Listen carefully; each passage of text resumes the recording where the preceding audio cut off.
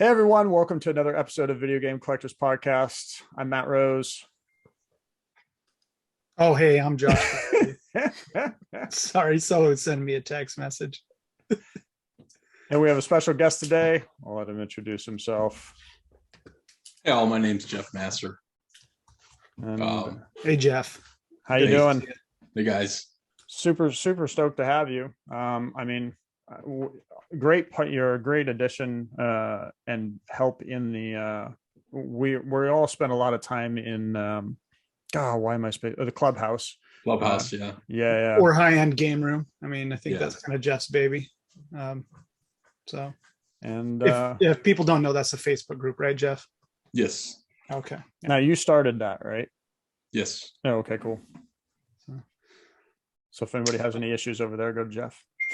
No. Go to the moderator.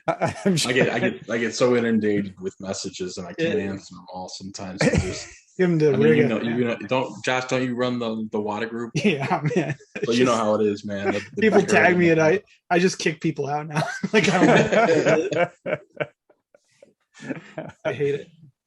I've told people that I'm just going to shut it down because I get so sick of it. There's weeks go by where I don't go in there anymore and read anything. It's bad. I bet, man.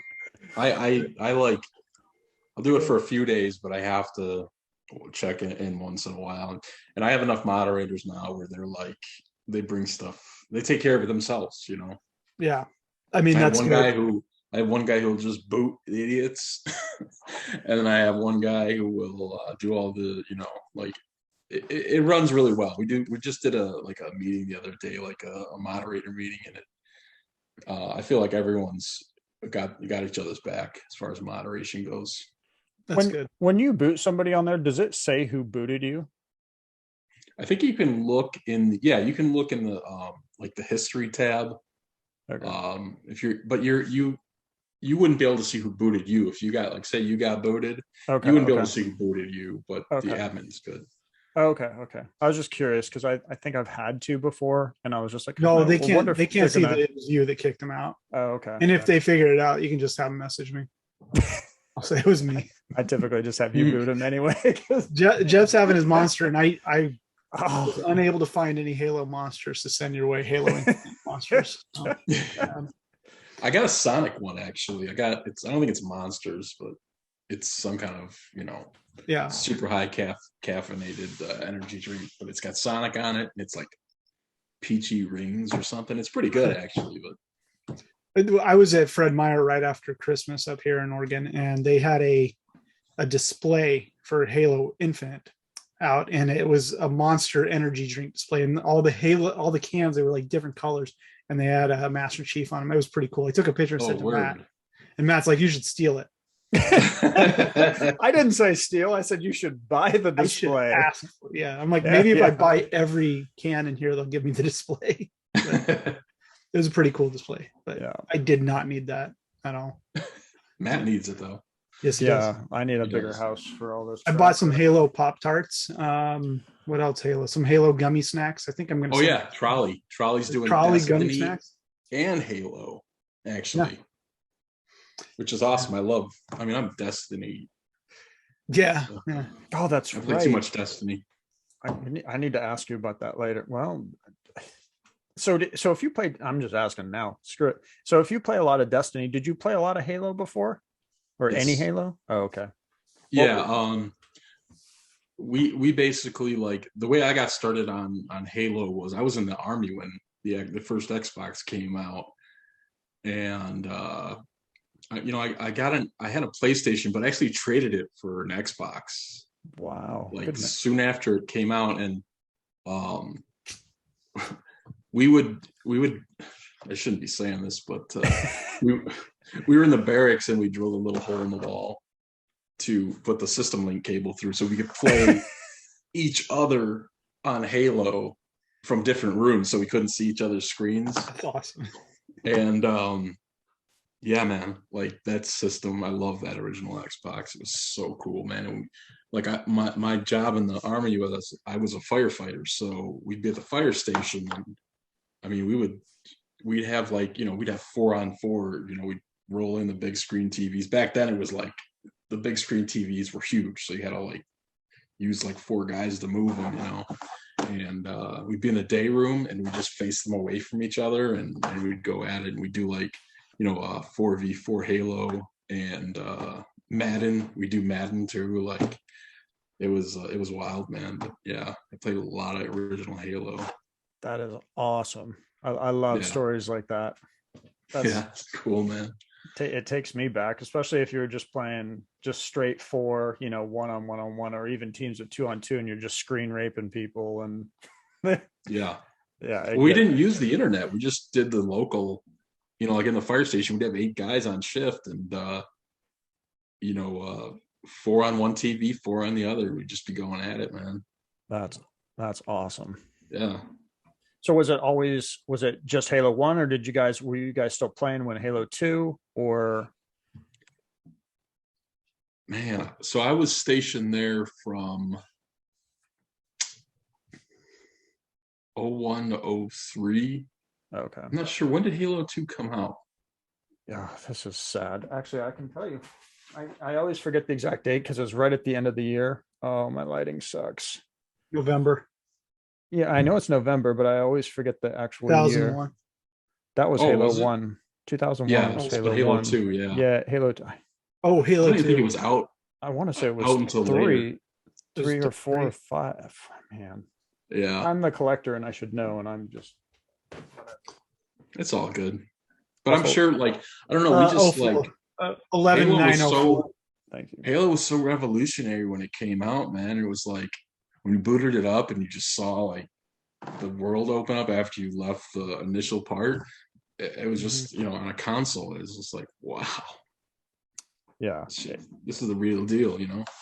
It's unreal. and it was just fun, just straight Yeah. up fun. And pistols No were matter so what. powerful in the original that that's all you needed.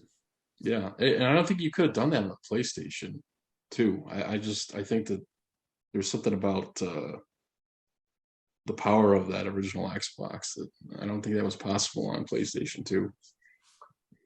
I could be wrong. I don't know, but I mean, yeah, probably not. That Xbox is essentially just a glorified computer, you know. yeah, And it was Halo on PC. It was awesome too. So it was a good console game, man. I yeah, And, got and nothing they, but love for that game. and they had a Me ton too. of great games. So that's always what defined like which system I would go for personally was, you know, you had to spend so much money and you didn't necessarily have, not at least not all of us had a lot of money to get more than one system. So you're just like, okay, I'm going to get the one that's going to have the most games that I want to play.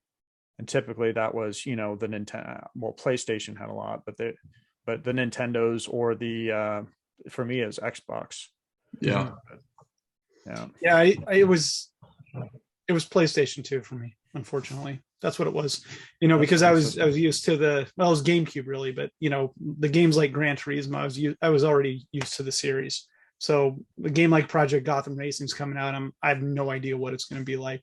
But Gran Turismo, I followed it, you know, and I'm like, yeah, I can get behind Gran Turismo 3. And so that's yeah. kind of, I think that's why PlayStation was more successful.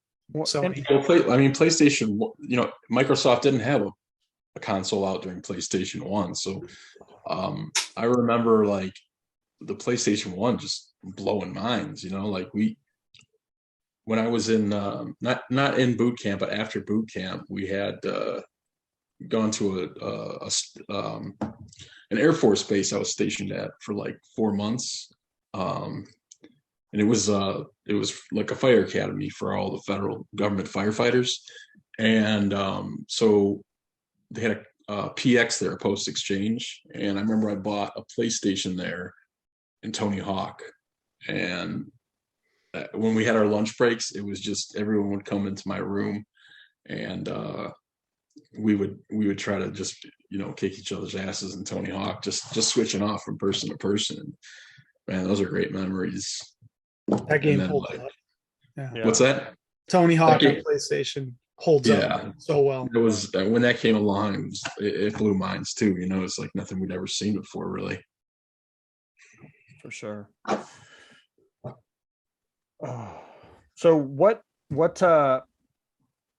I was going to add something else about it. Well, you know what was weird about for me back then too is it's not so much nowadays, but back then, you also picked systems, based off of your favorite game, not even necessarily how many games, because obviously I loved Halo, so I had to go Xbox. You didn't have Halo on Xbox and PlayStation, but now, well, I guess that's not necessarily true now either, is it?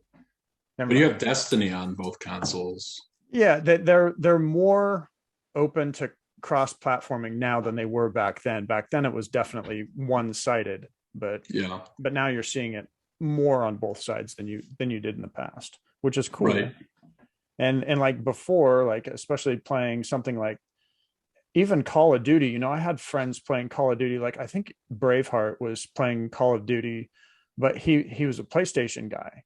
So he was playing it on there and I couldn't cross, I was like, hey, I'm online, let's play, but we couldn't because they wouldn't let you Right. cross. But now they do. Now it's like you Yeah. can play whatever you want. You can play even computer and cross platform. So Right. Yeah, With consoles. we play Minecraft with my daughter, and my daughter plays it with my brother-in-law, and he's playing on his PC. So and Yeah. she's playing on the Switch and PC. That's it. that's So- awesome. Right. Yeah, that's so cool. Cross- Well, I mean, that's how I play Destiny with guys who are on PC, guys who are on, because I play on PlayStation. I have the new Xbox, but I play on PlayStation 5, and sometimes like if you don't have enough people, you have to go to the LFG, one of the LFG like sites, and get guys, and you can get people from PC, from Xbox, all that stuff, and it's cool, that it's all an open platform now. It's not. Yeah. You're not confined to one console. Oh man, can you imagine if it was like 20 years ago? Nintendo would have been like, no fucking way.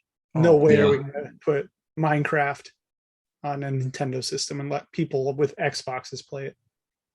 Nintendo's still kind of stuck behind. Yeah. I mean, Yeah, really, they're really hard to work with on stuff like that. The system, when I'm playing on the Switch and I'm trying to cross platform to another person or another platform, it always has issues loading and logging in. So I know that nothing's perfect on that, but at least we can do it. yeah. I mean, the only thing that with Nintendo, which I think would be an easy thing to implement, is a voice chat thing. Like how you have parties on Yeah. Xbox and PlayStation. That's the thing I just don't understand why they didn't do anything with the Switch on that. I don't either, because my daughter, she wants to talk to people while we're playing these, or she'll play Minecraft with her cousin, and she has to use my phone, and they have to FaceTime to play the. Right. It drives me insane. Right. Yeah, So- that's what my daughter does the same thing. Yeah, they're FaceTiming because I didn't know you couldn't talk through the Switch. Yeah, there's not even a mic on the PlayStation Lite. Like you can't even plug. I don't even think you can plug a microphone into it and chat, because there's really like say I wanted to play Mario Kart 7 with a group of people or something. Yeah. Mhm. There's no voice chat app in the Nintendo. There's no like party chat you can set up or group chat. It's really antiquated. Their online Nintendo. service, it hasn't gotten Missing there the yet. boat. And unless they do a complete overhaul or bring a new console, I can't see it changing, because Nintendo sells no matter what. Yeah, that's a. Mhm. They've always rested on their laurels, their name. They don't care if they don't get with the newest innovations. They can just sell based because it's Nintendo. Mhm. Yeah, they have some questionable systems over the years. So, Yeah. For but me, they give no shits about it. no. They're like, Yeah. we'll just keep going. Yeah. For me- and for me- Switch is selling like gangbusters, so it's proves their point. Mhm. For me, it was like I was confused kind of when they came out with that. Was a couple of years to maybe it was like 3 years now, but when they came out with that NES Classic, that little tiny thing, Yeah. I was confused as to kind of the marketing and the design team. I'm like, how much harder would it have been to make that so you could plug in a classic cartridge into it, and how much more of a huge seller would that have been? Because it had limited games on there, whatever, 25 to 50 games, whatever, and of course you can mod it, whatever, but and then wouldn't that have been cool to have maybe even maybe the cost isn't there and I'm crazy, but the retro guy in me is just like, what if they released like one or two retro cartridges that are totally new games? And I mean, like, how fired up do you think people would have been for that? People Yeah. just lost it, man. Well, that's the thing with Nintendo is like so those NES classics, they flew off the shelves regardless. Yeah. Before people, I mean, like most people couldn't even get them. Yeah. Yeah, you couldn't get one. Even when they re-released them, you couldn't get one. They were just selling. They'd sell immediately. So to Nintendo, it's like we're fine. And maybe all of us were clamoring for something like that, and you actually have to go around. And but at least they made it accessible with the USB on the back where you could hack it and stuff. They could have made it totally like close-ended and just gave us those games and nothing else. Fair enough. I suppose that's probably how the marketing meeting went, was why go to that? Maybe somebody had that great idea and they're like, why go to that extent? We're going to sell it out anyway without that at a lesser cost. And yeah, I guess that's fair. Yeah. And it did. The thing was nuts. It was, and they were going for double, triple, quadruple on eBay, like right after they came out because everyone wanted one. Yeah. I had to triple up on one just to get one because I couldn't get one no matter. Yeah. I got one from the store and it, I just got it, put in the closet, and I pulled it out the other day, look at it. I'm like, oh, this thing's got to be perfect condition, right? Because I didn't touch it. Dude, it's got dents and cornware all over it. I never even looked at it. I'm like, man, these are very condition sensitive, and I don't think people realize that on a lot of new stuff when they first get it. But I got one. I got two SNES versions, but I didn't pick up the PlayStation one because I heard it was garbage. So I picked it up when it was like $15. Yeah, I should have done that. That's a steal. They were on Amazon. They were blowing them out for like 15 or 20 bucks, and I'm like, screw it, I'll get one. And from what I understood, you could mod those pretty heavily with like disc games. So they did. I never got around to doing mine. It's still sitting in its box somewhere. But yeah, from what I understand, you can put some pretty heavy duty stuff on there, like all the PlayStation games you can load on there. Which you can't do that on a NES or SNES Classic because of the hardware. But the system itself, like the PlayStation Mini, what Sony put out was just lame. Yeah. The games were, I mean, there was some decent games on there, but like you think about Sony, you think about other RPGs, you think about like Castlevania Symphony of the Night and stuff like that. Like none of that was on there. Yeah, it wasn't like what you think of when you think of a classic PlayStation. Yeah. I don't even know the games. Did they even have like Tony Hawk or anything? No, I think they had like Battle Arena on there, and that was it. Yeah. Probably. It's pretty weak. It was a pretty shitty lineup. Yeah. I think they had like Crash Bandicoot on there. I'm not even sure actually. I don't think they did. Maybe licensing. They were pretty much like relegated to what licensing they could put on there. Yeah. I mean, they probably ran into issues with Capcom and Konami and stuff, not being able to get those key games. But it might have had Metal Gear Solid. I think it had one of I think it did. Games. Yeah. Gran Turismo would have been. I think that's on there too. Oh, well, I need to get one apparently. Some of those retro systems just didn't, I don't know. To me, they're cool at first, but they just don't have the same feel. There's just something about. The Nintendo ones feel pretty good, actually. They played really well. The Super Nintendo one, I played through and beat Link to the Past on it. And it was excellent. Just totally playing Zelda Link to the Past. So. Oh yeah, that one. The Nintendo ones were great. They, there was the latency and everything. There was no issues, but with the PlayStation one, from what I understood, there was a lot of issues with performance. Yeah, I have a bunch of them. They're just still sealed and sitting in a closet, just like Josh. I mean, like if you guys are like me, which I'm pretty sure you are, you have these consoles and EverDrives and stuff anyways. So yeah, I got look at my Super Nintendo back there. It's got the retro USB SNES power pad. I don't even know if Brian makes those anymore, but yeah, it's loaded up with everything. It's got the PAL shit on there too. That Yep. yeah. I got a Mega or no, that's the Genesis one. I got the Mega Everdrive Pro for the Genesis, which is awesome because you can put the CD games on there too. Mm-hmm. And then for the SNES one, I got the latest Everdrive, and it's got everything on it, like enhanced audio and stuff. And then I use them on the analog consoles, so Yeah, they're great. the way to play, man. I gotta get. You're gonna play games. Yeah. That's what you Oh, do. my NES I still do on a top loader, but the top loader is modded with HDMI. That's nice. Yeah. Yeah. Yeah. I actually, for testing NES carts, I use a top loader. Yeah. Yeah.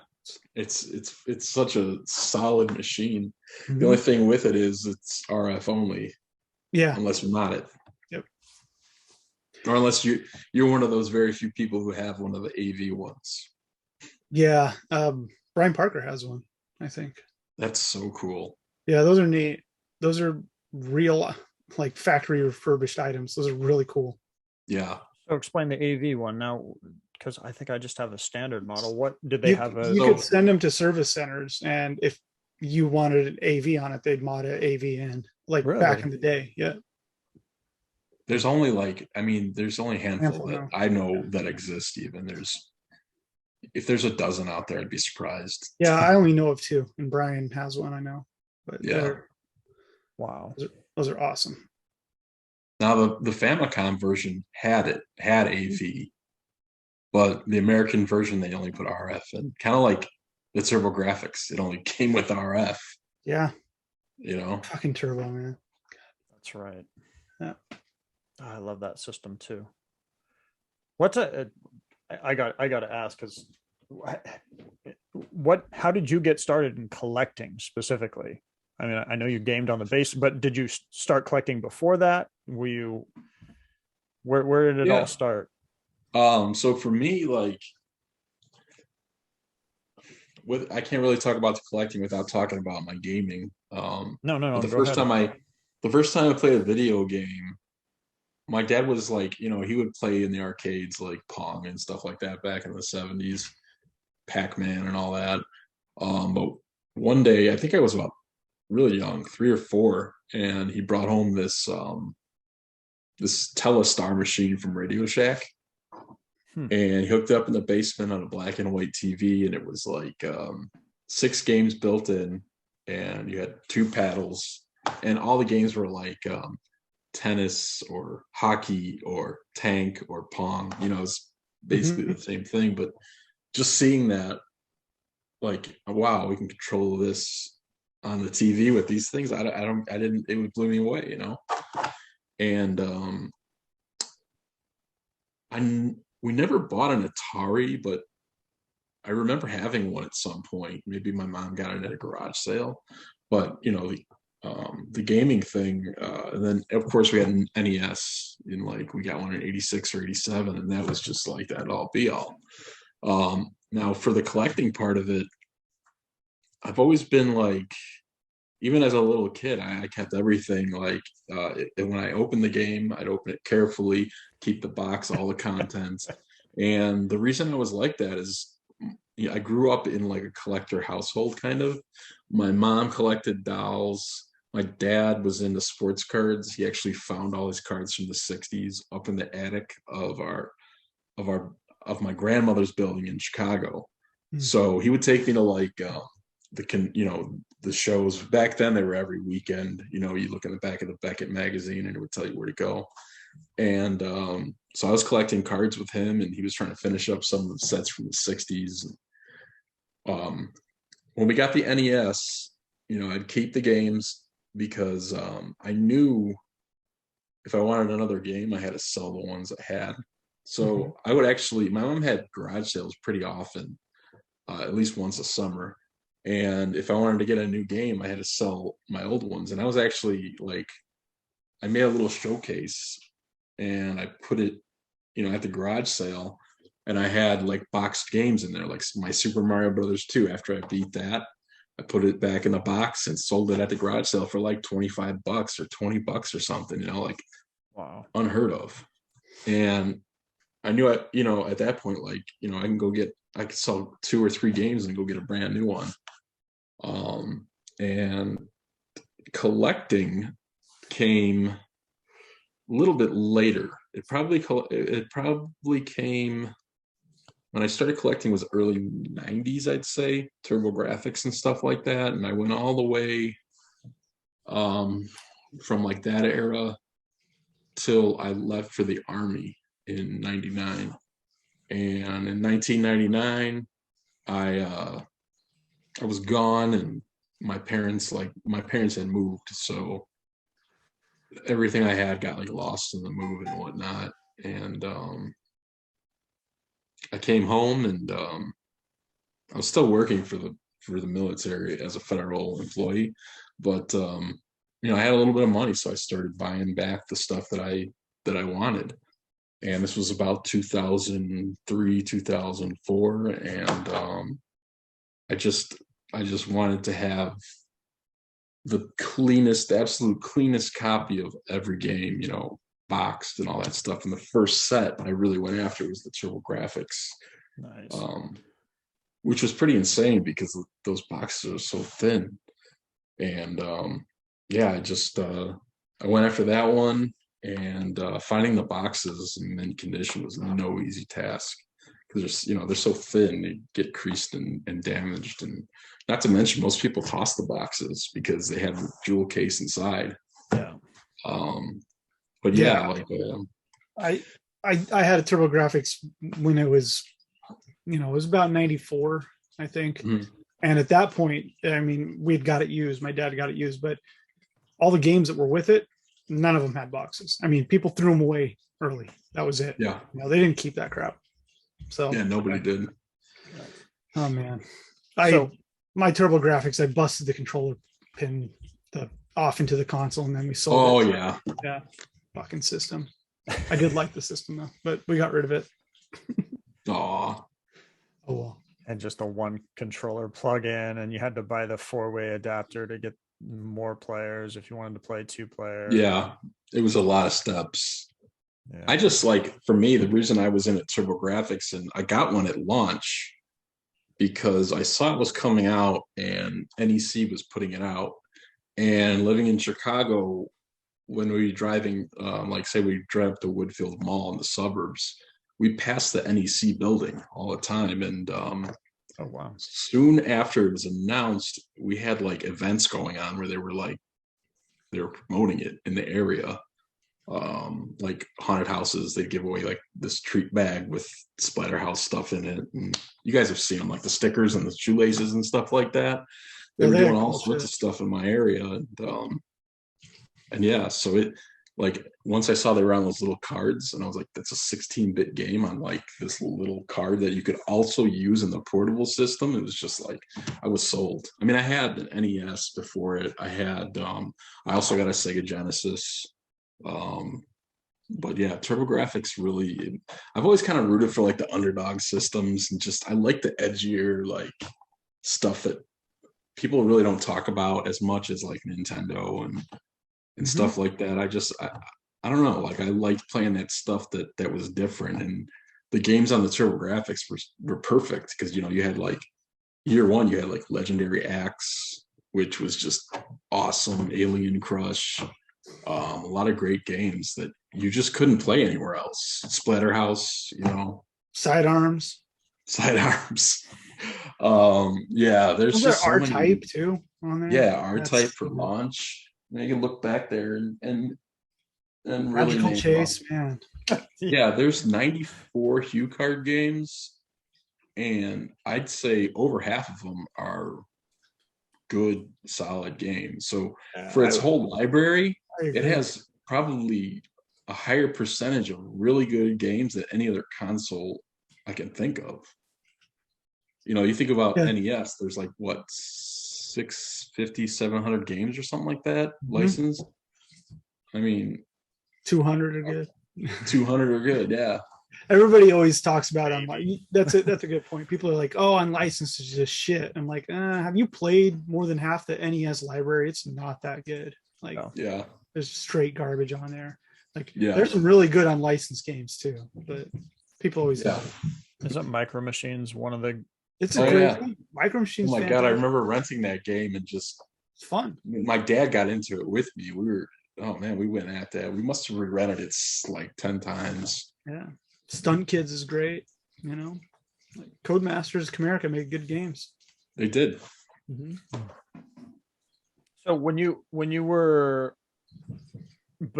started collecting the TurboGrafx, were you concerned or cared about sealed at all? Or was it just, you just wanted the complete?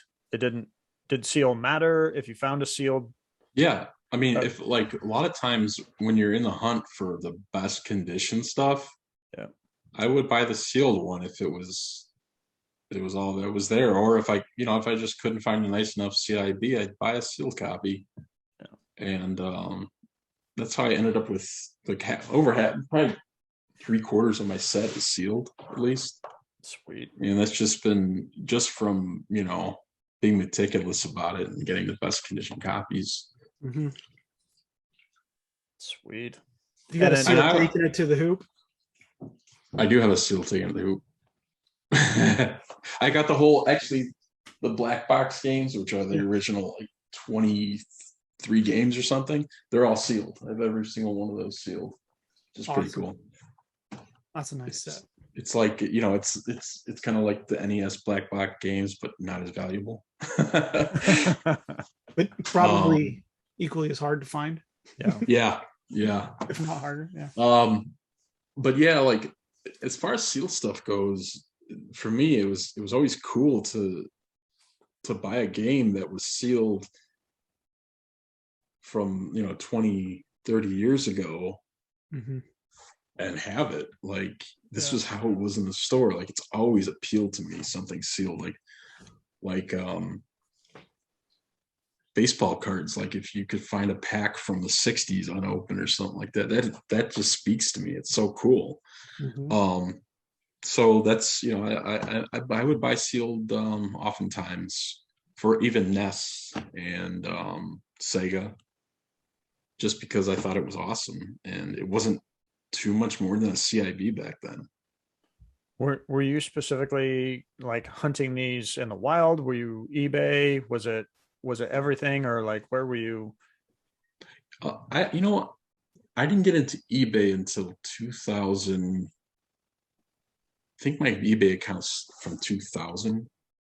So it might have been around there, but like I would find games at the flea market still sealed, and I'd keep them sealed. Wow. Before that. I was doing, mostly this to support my video game addiction, collection addiction. I was doing the flea market every weekend back in the 90s. And then after I got out of the Army, I was doing them in the early 2000s. But I was there, I was there back in the day. And, I'd find stuff there sealed and I'd keep it. I just thought it was so cool. I keep it in my own collection. It wasn't like back then it was, people didn't care. Like they would rather have a CIB over a sealed game. You know what I'm saying? Like I know exactly what you're saying. I was the same way, man. I collected CIBs like they were going out of style, and it was always about condition for me. So if I had a sealed one that was not that nice, I would get rid of it because I could. I would trade if I had a sealed Turtles one. And it was not that nice. It was crunched up. It was beat up. And I ended up selling it and buying a super nice one from a friend I graded it with WADA in the beginning. It was a 9.6 CIB. It was just beautiful. Nice. And I stupidly sold it. But I was always about condition over sealed. And, I still am in many ways, but I do love sealed stuff. Yeah. I mean, I've done that too. I had when I would get a Superman CIB, I'd sell the sealed copy because I could get, twice what I paid for the CIB back for the sealed one. Yep, that's just what you did. Yeah. Like I remember buying like Splatterhouse 3 on Sega Genesis sealed because I couldn't find a CIB with the registration card because I'm so I'm one of those guys who's like OCD with all the contents of my CIBs. So I would buy a sealed copy because I knew I had the registration card in there, and I graded that one early with WADA, and it came back a 98 A++. So it was pretty cool. Wow. And it was just because the only reason I bought it at the time was because I couldn't find the registration card for the game. Yeah. And one thing I never did as a collector, and I wish I would have done it more. I know that Kenneth did it. Is as I was going for games that I was looking for specifically, and I'd find them, and say a sealed copy was like $20 more. I would never go out of my way to buy the sealed copy. I'd always just get a nice CIB for $20 less. And I wish I would have just bought sealed stuff that way, Right. like, oh man, this double dribble for Genesis, if it's sealed, it was $40 and a CIB was 15. I'd go for the $15 one. I should have just paid $4 for the sealed one. So I think that's kind of how like our minds are built as collectors from the early 90s and stuff. Like, we always looked for deals. Oh yeah, dude. I didn't want to pay more than $5 a video game for years. Right. And the thing is, like with my mind, because I always sell stuff that I have no use for to buy more stuff. Like in my mind, I look at, well, if I'm paying $10 for this, can I get my money back later on, or can I get more? Yeah. I'm not going to say that I had an inside knowledge or anything. Like I was collecting sealed before anyone else, but yeah, it's like I wish I had. I wish I had kept more of my sealed TurboGrafx stuff that I had. Like I traded a lot of that away, and it was because I had acquired mint CIBs. Yeah, and you really, especially early in collecting, almost for any of us, you had to keep the money rolling. And if you could, like you said, if you could make extra money and get more games that you wanted to get, you would do it. So I used to kind of, I would question people back in the day, I guess going back to like 2010 or so, when people would call people resellers for, buying games and selling them. I'm like, that's just what we have to do to keep the ball rolling. Yeah. And anybody who said they weren't a reseller, I'm just like, all right, well, you're independently wealthy, or I don't know. Right. I never sneered at it, but I remember a lot of people sneering at it. I'm like, that's just part of the game. Yeah. Part of the game, man. If you like collecting, if you like doing this, you got to sell shit. Yeah. Yeah. I mean, very few people can actually afford to just buy everything and just keep it no matter what. Yeah. And I was not, I grew up lower middle class. I had to grind for my stuff, from early age. Like even when I remember when I got my TurboGrafx, it was the first console I'd ever paid for by myself.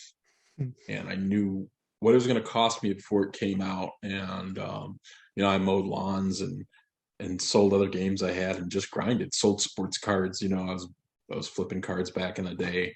We used to find all the tricks to search packs and stuff like that, and sell the inserts and make money and stuff like that. So yeah, like I've always considered myself, I guess you'd say, a hustler, or someone who makes it happen.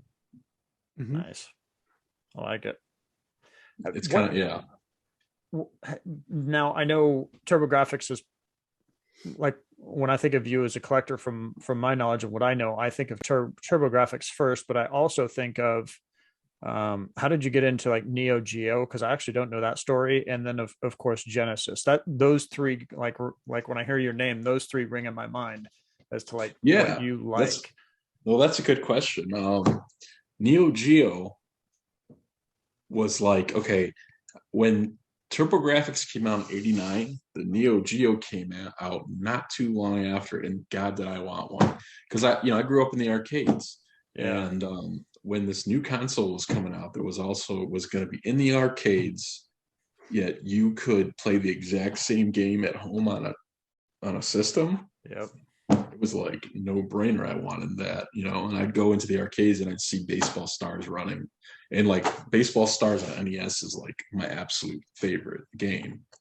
When I saw it running on that 32-bit console, I was like, I can have this at home. And trust me, I begged and pleaded, but it wasn't going to happen because that console was $600-700 when it came out. Yeah, it was So I never got expensive. one. Yeah. I never got one until 6 years ago, probably. I had bought some games before that just because I wanted to have them in case I got in the system. Like I got my first copy of Baseball Stars even earlier than that, just having my collection. And yeah, what happened was I got my console. I got the Neo SD cart and everything, and I was buying games that I really dug. And at one point, actually 2 years ago, this is when COVID was just coming around and shutting stuff down. Right before that, a video game store local to me, they knew I collected Neo Geo and I was all into that stuff. So they contacted me saying, "Look, we just got this huge collection and there's like 100 Neo Geo games in here. Would you come in and authenticate them for us? Make sure they're the real deal." I'm like, "Sure." So I went in there and it was insane. It was almost a whole Neo Geo set, um, American set, and all of the Japanese exclusives, like Wow. mint condition, like they hadn't been looked at in over a decade. So what happened was this gentleman who owned them, he passed away like 10 years before that, and his mom had this whole collection of stuff just packed away, and she had held on to them, and she called this video game store up and was like, do you guys want to take a look and buy this stuff? And they're like, sure. They went down there. They probably gave her like 10 grand for everything or something, because there was like Sega Genesis, there was Super Nintendo, there was some Turbo Graphics, and everything was just immaculate. I mean, this guy was like, he was super anal about the condition of his stuff. um, I went in there and I'm going through these games and I'm just like, Metal Slug 2, there was no Metal Slug 1. There was a Metal Slug 1 repro in there. Mm-hmm. But he had every other American game besides that and a few other really rare ones he didn't have. But like the Japanese games they had were like, there's only like a dozen known of, some of them. And so during COVID, they had to shut down the store, and I spent so much buying games off them. I think I walked in there and I would spend about 10,000 a day buying as many as I could, because they were selling to me for price charting. Oh So I wow. was just buying them, and by the end of but when COVID had cooled down and they started letting people back in, I bought every game. And what I was doing was I would go in there, spend 10 grand, sell off the ones that I didn't want, and keep the ones I did. And I think all in all, I probably spent 50 grand, like Good going Lord. in and out of the store to acquire all these games. And That's nuts. they were all upgrades. So I already had a pretty good Neo Geo collection before that, but these were all by far upgrades. They were just ridiculously mint, which is not easy with those Neo Geo games because they're so big. No, I Neo Geo always I'd always hear the collector stories like back on the Nintendo age days. I'd randomly hear I just knew that the Neo Geo guys were crazy. Like, and the prices back then were crazy even then. And I was like, whoa. Yeah. But that's nuts. And it's funny now because even the most expensive Neo Geo games don't touch what we're looking at now. No. Yeah, it's flipped a Well, little bit. have any sold recently? Like what is the one, Kenzuna? I haven't seen Metal Slug? Kazuna ever. I know from what I understand it exists, but Metal Slug 1 is What's that going for these days? so 40? it was 30 or 40, but I think one sold for 60 recently on Neo Store. Yeah.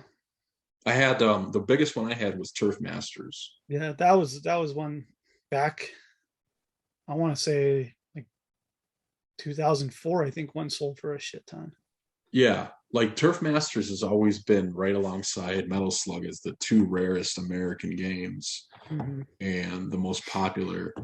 I bought my copy in that collection, and I traded it, and that's how I got my 85 plus Metroid NES, Ooh. my 90 Bucky O'Hare NES, and my Streets of Rage 1 85 plus. So I trade, like, that tells you how in demand that game is. Yeah. You know, because what are those three worth now? I mean, Turf Masters might be 40, 50,000, but those three games are worth a lot more than that now. Yep. Damn. The So the but funny yeah, thing, and with the Sega Genesis, it was the same kind of thing as TurboGrafx. You know, I just really love the edginess of it. And Altered Beast, come on, man. Yeah, I know. Played Altered Beast in the arcade, and it was just like I was always so psyched to like transform into these huge, you know, monsters and shit and just kick ass. Altered Beast in the arcade is epic. one of my greatest childhood memories, man. Yeah. And then knowing you could have it at home on the Sega Genesis Mhm. back in '89, I mean, that was like, man, that was so cool. Game changer. Even though it wasn't the greatest version of it, but it came pretty close to the arcades. Yeah, and it wasn't super difficult either to play. Like, so Right. if you're a little kid, you can figure it out. You just have to get your Yeah. time out. And I remember playing it with my dad. We rented a Genesis. Yeah. Right before Christmas, and we rented Altered Beast and Alex Kidd, and we played Altered Beast. We played a little bit of Alex Kidd, and we're like, fuck this. And we just Right. played Altered Beast the whole time. So I think we ended up beating it, but that's a great game. I even played it on the Switch when they had the Genesis thing come out, and I'm like, Oh, that's right. I got to sit down and play it on I the have Switch all right that now too. So, yeah, it's still good, man. It still plays fun. You know, it's not a super complicated game, and it's fantastic. Yeah. I mean, the Genesis came out what, 2 years almost, or over a year over before the SNES. Mhm. And for me, like, I love Nintendo too. Don't get me wrong. Right. But the Genesis just holds a really special place. Like, I love the shooters. I love the, you know, Forgotten Worlds. I mean, I bought that game on the cover art alone, basically. Mm-hmm. You know, like, and I love it. I love that game. Golden Axe, you know, there's another arcade Oh game. man, That, Golden Axe. that was man, so like, much fun at the pizza Golden parlors. Axe. it was so good in the arcade, man. And, Yeah. and then you got it on Genesis. It was like, it was arcade good. perfect almost. Yeah, they're good. You know, so that console Outrun really, on Genesis too is good. Man. yeah. God. Outrun, Yeah, they had good renditions from arcade to they console. did. Afterburner did. was Sega game, wasn't it? I mean, that was one of those arcade games where luckily our arcade had one, but it had that sit in. Oh yeah, the Yeah. cockpit from Terminator Yeah. 2. Yeah. Yeah. Epic. And you're just like, I want to play that. But it was, you know, it was expensive. Yeah. then. Oh man, sit down Afterburner. Hang on. Insane. Hang on. Remember Hang On? Hang on, yeah. And all that stuff came to the Sega Genesis. It was just like so Yeah. cool, man. Super hand. Dude, that fucking Afterburner sit down machine, man, Yeah. it's so good. We had it at the Funland down here. Those have got to be pretty rare, man. Like there probably wasn't too many of those that survived. Right. Like that was just such a big machine. Like I can't imagine. It's in the cockpit move on it too. Yeah, it's like Yeah. it rocked. It was Yeah. it was Space unreal. Harrier. Remember Space Harrier? I mean, come Mhm. on, man. There's so much cool shit that Sega did. I remember wish Space Harrier. I'm over the fact that they're not making consoles anymore, but Yeah, I just think Sega's such an awesome company. they really are. You know, the Xbox is like the next generation for Sega. That's what it was. Yeah. That's why you gotta love the Xbox. We always talk about Xbox on here a lot. Well, It's always about Xbox. Even if it's Xbox is Xbox awesome. One, Series X, we're talking about Xbox. Yeah. They you know, they were just the underdog. They were the new guys in town, and you know, that's kind of like that's why I really love it as a system to collect for, you know. Yeah. So Yeah, there's so many like off-brand games on the original Xbox that are just like so good. And Sega, Sega put a lot of their awesome stuff on there. You know, Mhm. Yeah, like same it's we too, man. There you go. man, I miss those days. Sega Marvel doesn't. What Capcom does Sega 2. make anymore though? Like I know this, like the Sonic games have not been critically applauded much, but I just saw to be again. honest with you, Sonic was never my favorite game. I wasn't terribly into Sonic, but all the other Sega stuff I love. Hmm. I can't think of what I saw. I saw a game that was published by Sega Recently. for a modern system. I can't remember what it's called now. But like the thing with Sega stuff, like it's Sega. You can just tell by like the artwork on the box a lot of times. Oh yeah, and you can tell by the gameplay too. Just like Yeah, the yeah, gun really valve, arcadey action, you know, fast paced, that kind of stuff, man. They're the OGs of that stuff. Mm-hmm. And they were definitely edgier. I mean, that was where if you wanted to play Mortal Kombat, if I remember right, that was the first system you could get it on. And then eventually SNES came out with it. But I think it was tamed down, wasn't it? Yeah, it was way tamed down. Yeah. Sega CD was pretty beautiful to play it on. Actually, I do remember my buddy had a Sega CD and his 32X, and he got the whole Sega stack, right? That was a friend's house to go over to play Sega games. But we went to Flicks and Picks and we rented Mortal Kombat on Sega CD, and it just blew our minds. You know, you put a CD in, you play it, and it's super violent on the Sega CD, and it was just like. And then when you'd go to play the other ones, you'd tell your friends like, "Oh yeah, the Sega CD version is just the best version of Mortal Kombat, not this other shit." But yeah. Well, yeah, because a lot of the the digitized stuff back then, you could do it all on CD. Mm-hmm. But the tag at the rental store for Mortal Kombat on Sega CD, it was always rented, like the Sega CD version of that. No other Sega CD games, but I just remember because it was like the MA17 rating. Yeah, so everybody wanted to play it. Yeah. Oh yeah. Fuck, I remember Street Fighter kind of pretty much solidified its home on the NES or on the Super NES. It did, yeah. And Mortal Kombat was a Genesis game.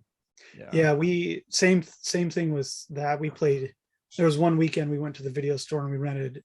It was like a Friday night, and you'd always have to call and try to reserve the game if it was there. Yeah, we show up at like Friday at 5, my friend and I, and they had Street Fighter 2 Turbo in, and they had one copy of it. Like somebody had just returned it. It was Friday night. We were going to go home and play it all weekend, man. Yeah. That was the joy back then. You really you got a game and you got into the game. Now it's like I have thousands of fucking games beside me, and I can't pick one to choose my life. It's like Netflix in my room. So it's just yeah. I mean, I have so many games. Like, I stopped buying new games because there's really no purpose in buying a game at launch because I've got such a backlog. I might as well wait till it hits PlayStation Plus or Xbox. What's the Xbox program called? I've got that too. Oh, Xbox. No, the new one. Oh, is just Xbox Plus, or what is it? Oh, the streaming.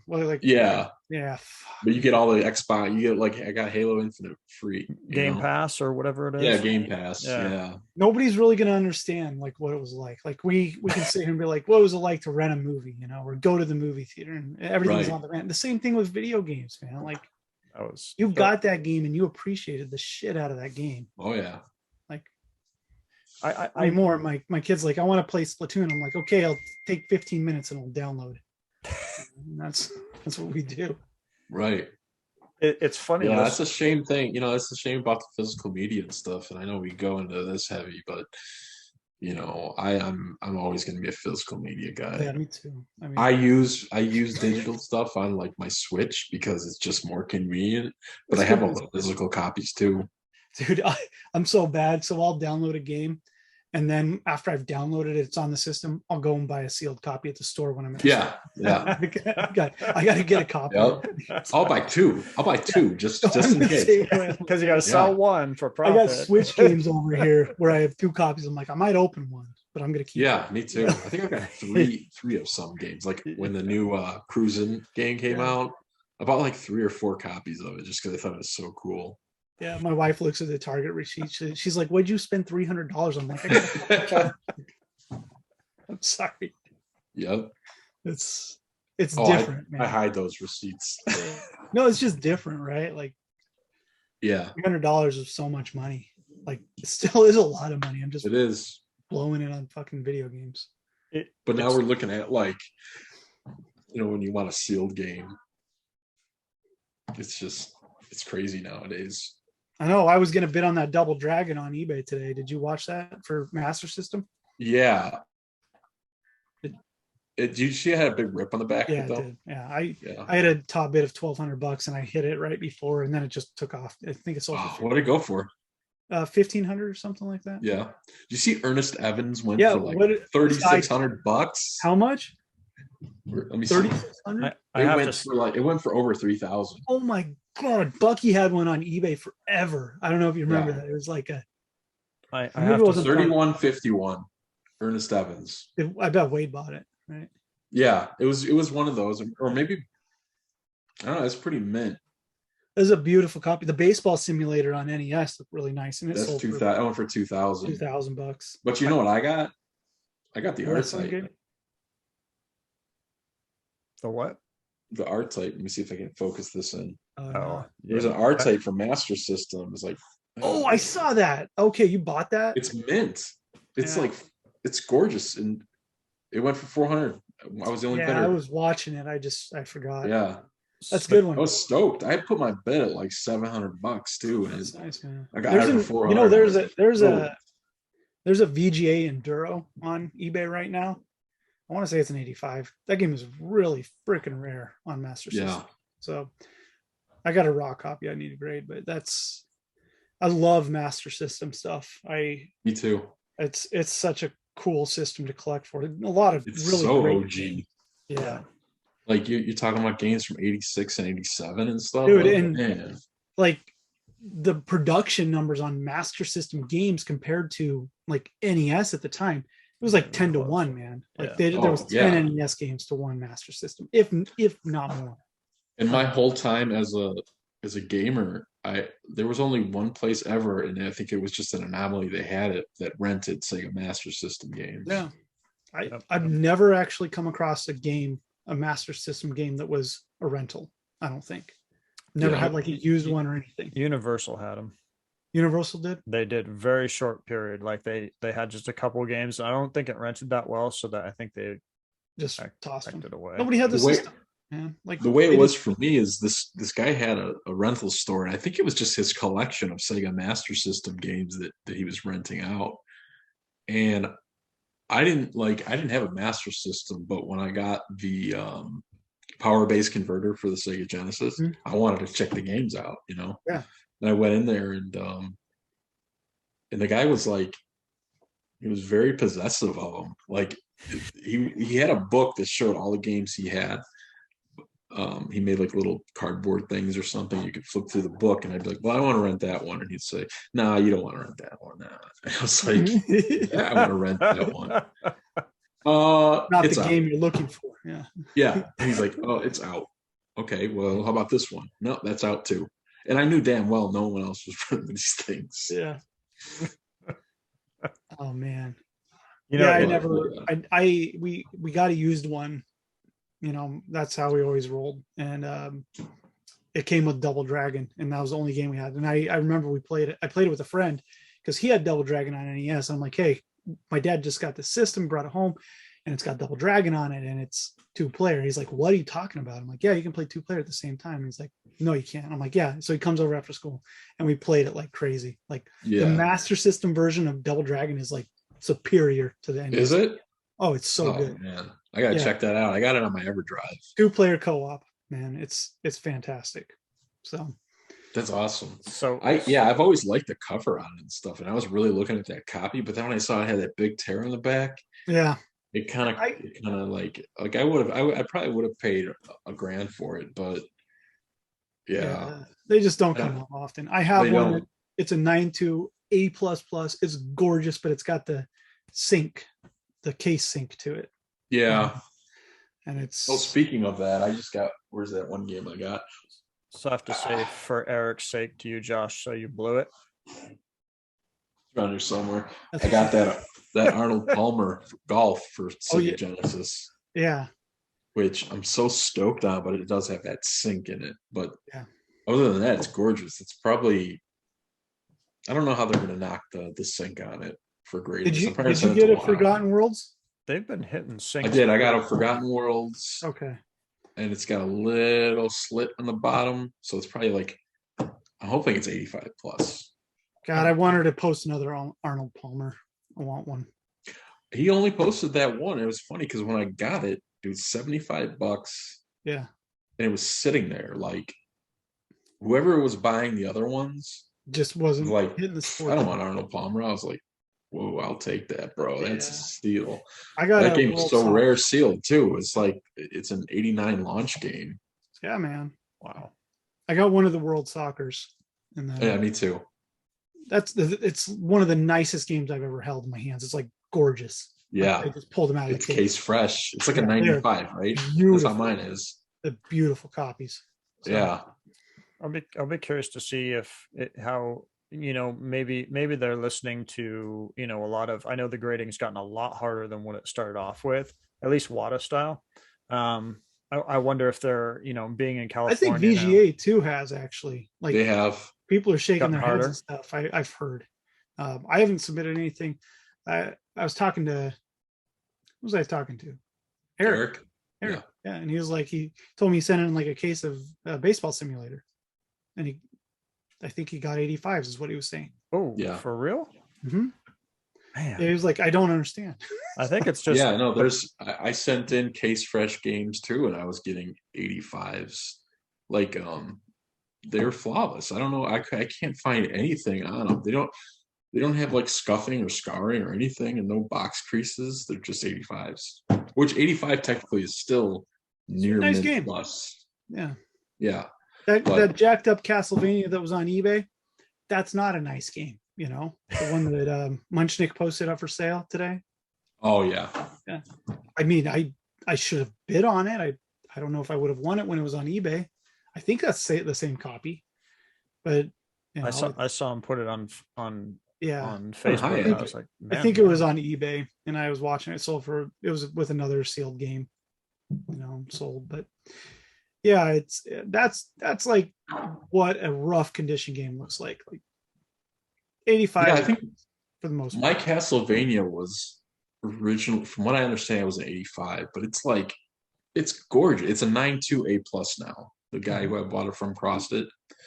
It's gorgeous. I honestly, if I were to send it into VGA again, it could get, well, it'd probably get 85 again, but it's got potential to be 85 plus because it's that. Be careful right now. Don't send it right now. Yeah. No, I learned my lesson. Like, I'm only sending stuff to VGA now that I'm sure. And even then I'm not sure because you don't know. Just progressively getting harder. Yeah, like I sent a Streets of Rage 3 in that I was sure was going to be a 90, and they got an 85. Ooh. So I broke it out, sent it to WADA. I got a 98 A plus plus. Oh, it was crisp. How does an 85 go to 98 A plus plus? I have the grading report here somewhere, but anyways, all it had on the back. So if this is that Streets of Rage 3, it was like case fresh mint. It just had on the back a little nick like that. It not like the paint is missing there, but it was just and like a little bit torn up there. And I got the grading report, and that was all I circled was a little shrink wrap is lifted right there, and it's an 85. And they knocked. But in the past, if I sent that in, it would have been 85 plus, no doubt. Sure. Yeah, you could. They are getting super hard, like my Game Gear stuff. I'm getting 85s now. I'm just like, that's top shit now for Game Gear. You're not getting, 85 pluses or 90s unless this shit is literally perfect. And my Game Gear shit is just going to be whatever it is. It grades because it's not nice. I just have bought it. I see a copy, I buy it sealed. That's it. But I have great stuff. I have like a Bubble Bobble. I have I have the Simpsons games. I have the can't remember what it is now. Those are awesome. Right. Yeah, I mean that's the thing. Like they should give a little leeway on Game Gear, like kind of like because I know they do on TurboGrafx. Like Yeah, Game Gear, they man, it's so consider tough. that box, some like I've seen 90s TurboGrafx 90s that have creases in them, but Mhm. they're just it's like factory almost. Yeah, The like creases in them just crushes because how all they the were plastic. sealed and how thin they are. But Mhm. Game Gear, they don't take that into account, No, or at man. least they don't anymore. Yeah, And- maybe and- it's because the flaw is so in your face and you can notice it. I'm not sure. Yeah. It's so painful back in the day. Oh, too. Spider-Man. Spider-Man's the other game I was thinking. Oh, of. that's a good one. Yeah, and it sat on eBay for $400, and Sam was like, "Oh, I passed on it because it has like a small crunch in the corner," and I got it. I'm like, "This is one of the nicest Game Gear games I own now." So I remember that one. I think I It wasn't passed on bad. it too. I think I was like, why isn't anyone buying this? This is weird. Yeah, that game doesn't come up sealed. Spider-Man. No, Yeah. I think maybe because at the time I had the Sega Genesis one, Mhm. and that game, as awesome as it is, and as much as it should be worth a lot, Just it not. historically hasn't been. It's a Yeah. black box grid game too, which is awesome. Yeah, that's weird. You don't think about it like that. You think about it as Yeah. Spider-Man. But There's I've a been very picking up like well, here, this one. I got this one from Sam actually. And this is surprising. This is actually a grid game. The Terminator. uh-huh. If you look at it, see it's got the grid on the back No and kidding. on the spine. Oh, on the spine. Yeah, it's actually a grid game. Huh. It's kind of light. You can't see it, but yeah, So it's gridded out. it's a grid. And this one here, Watto was actually really tough on this because I'm looking. This is a 9.6 plus. It's an Mhm. epic And cover. I've looked. I put this under the light box, looked, and I don't see anything wrong with the seal. Like Yeah. where it should be anything less than an A plus plus. When was it graded on that one? Recently, Recently. Yeah, I got yeah, some stuff back, man. It was gorgeous looking, and I'm like, what is wrong with this game? I'm like 9.4s. I'm like, I don't know. It feels like the new top, that's pretty much mint is like 9.6 A+. Like that's the new mint versus that's like you know, 90. before it was 9.8 A++ because you couldn't get 10, but now it feels like that just to me. I mean, obviously, Yeah, maybe they're so seeing I'm all something about the that we don't 9.6 A know. pluses. I'll take a 9.6 A plus any Yeah. day. So it's gonna become 9.4 even. Yeah, it's gonna. Well, I got this Indiana collection, American Gladiator from the December Heritage auction, and it's a 9.4 plus. I can't find a flaw in the box. I'm Yeah. looking at it; it looks just gorgeous. And those games from Indiana, those are nice games. Yeah, I got a Barker Bills from there. It's a 9.6 A plus plus. It's perfect. Like I don't know what's wrong with the game. I really feel like people are going to start to realize like games like 8.5 A+s and stuff like that. Those are going to become more desirable because it's just going to get harder and harder and less of the. They will. Really, Matt, I they bought already are. I mean, I bought from Heritage. that red box Blades of Steel. What's your grade? 8.0 A plus. Oh man, I got a 7.5 A plus on that. Oh, so you got the other one? Yeah, I have the other one. I bought it out of Heritage when it first came up, out of the Carolina collection. Oh, sweet. It was Dane's old one, and I can't remember where Dane got it, but I looked for that game a long time, and I knew that he had it, and then he put it in the auction. I was like, I'm buying this. I think I paid $1,200 for it back then, and it was people were like, you're crazy. I'm like, I don't know, man. I love this shit. Yeah, you take that in any condition. Mm-hmm. Yeah, that's yeah. I'll take a 7.5 A plus. I'll take an 8.0 A plus. I don't care. That game is so rare. Yep. It's so cool too because of the box art. It's just it's not it's the only game that Konami made like that too. I think. Yeah, classic series. That's it. They were kind of riding on the whole concept that NES, the NES licensed games like Metroid and Zelda. They're like, oh, we'll do a classic series too, and yeah, there. But, yeah. It's surprising me they didn't have a double dribble or like mm-hmm. any of the other great Konami games like that. Even Castlevania maybe. Yeah, that's an interesting point. Can you imagine that, like a big old red border around a Castlevania box? Yeah. Or a Goonies 2 Stinger classic. Yeah. That'd be cool. See, look at this. We've already gone like an hour and some change, and we're just Wow. blabbing. Like I said, it flies. Like you think Yeah, you're it gonna does. go 15, 20, and it's like, what? And I'm like skipping questions. Like I have questions rolling through my head. I'm just like, we're too far past that now. Like it's funny to me listening to both of you, just sitting back and listening and just realizing how much like us growing up, we're generally within the same age range. How much influence arcades specifically, or pizza palaces or arcade systems had on us, because when we'd play them there, we wanted to come home and get as close as I've heard you guys mention it both, as close as humanly possible on a system. Because back then that wasn't, you couldn't do that, but they were starting to slowly progress, and just how much those arcades influenced us. They were like a marketing tool for us to go and buy those games. It was hilarious. But yeah. And that was like the dream back in the day, to have like an arcade at home. Yeah. You know, I got a Simpsons cabinet that's not working right now, so I gotta. Now it's not a dream. That's a nightmare. That's like them is a nightmare. Yeah. And they take up a lot of space. Yeah. They could have just stacks of games instead of a couple arcades. Whatever. That's cool though, man. That's the one thing. The one-up arcades are. That's one thing I do like about them, is the size of those. They're neat enough to have. They're not super big. Yeah. The Simpsons machine is the cabinet's massive. 4-player too, ain't it? Yeah, I'm looking at it right now. I'm like, God, I want to throw it outside. Monster. Did you see those? The ones they had at the latest Heritage auction, man. I would have bought one of those if. Oh, I know, man. If I had the space for it, but they went pretty low, actually. They didn't. I didn't think they sold for a lot, and they were nice. Yeah. How much? I only watched up until the end of the. Couple $1,000. Like I think the first one sold for like 2,800 or something. I think people are just looking at it like, I don't have the space for that shit. Like, I might buy that for $2,800, but then Heritage is going to ship it to me, so we'll see what the I'll pay freight. Yeah, you're looking at 5. The pins they had were pretty sick. I would have liked one of those. How much did those go for? I don't remember. Do you remember? A couple $6,000. Yeah, it's about one of that Hyperstone heists really bad, but it got out of my price range. Yeah. I mean, honestly, that game is probably worth more, but just I don't know. I have this block in my head where I'm not going to pay $30,000 for a video game.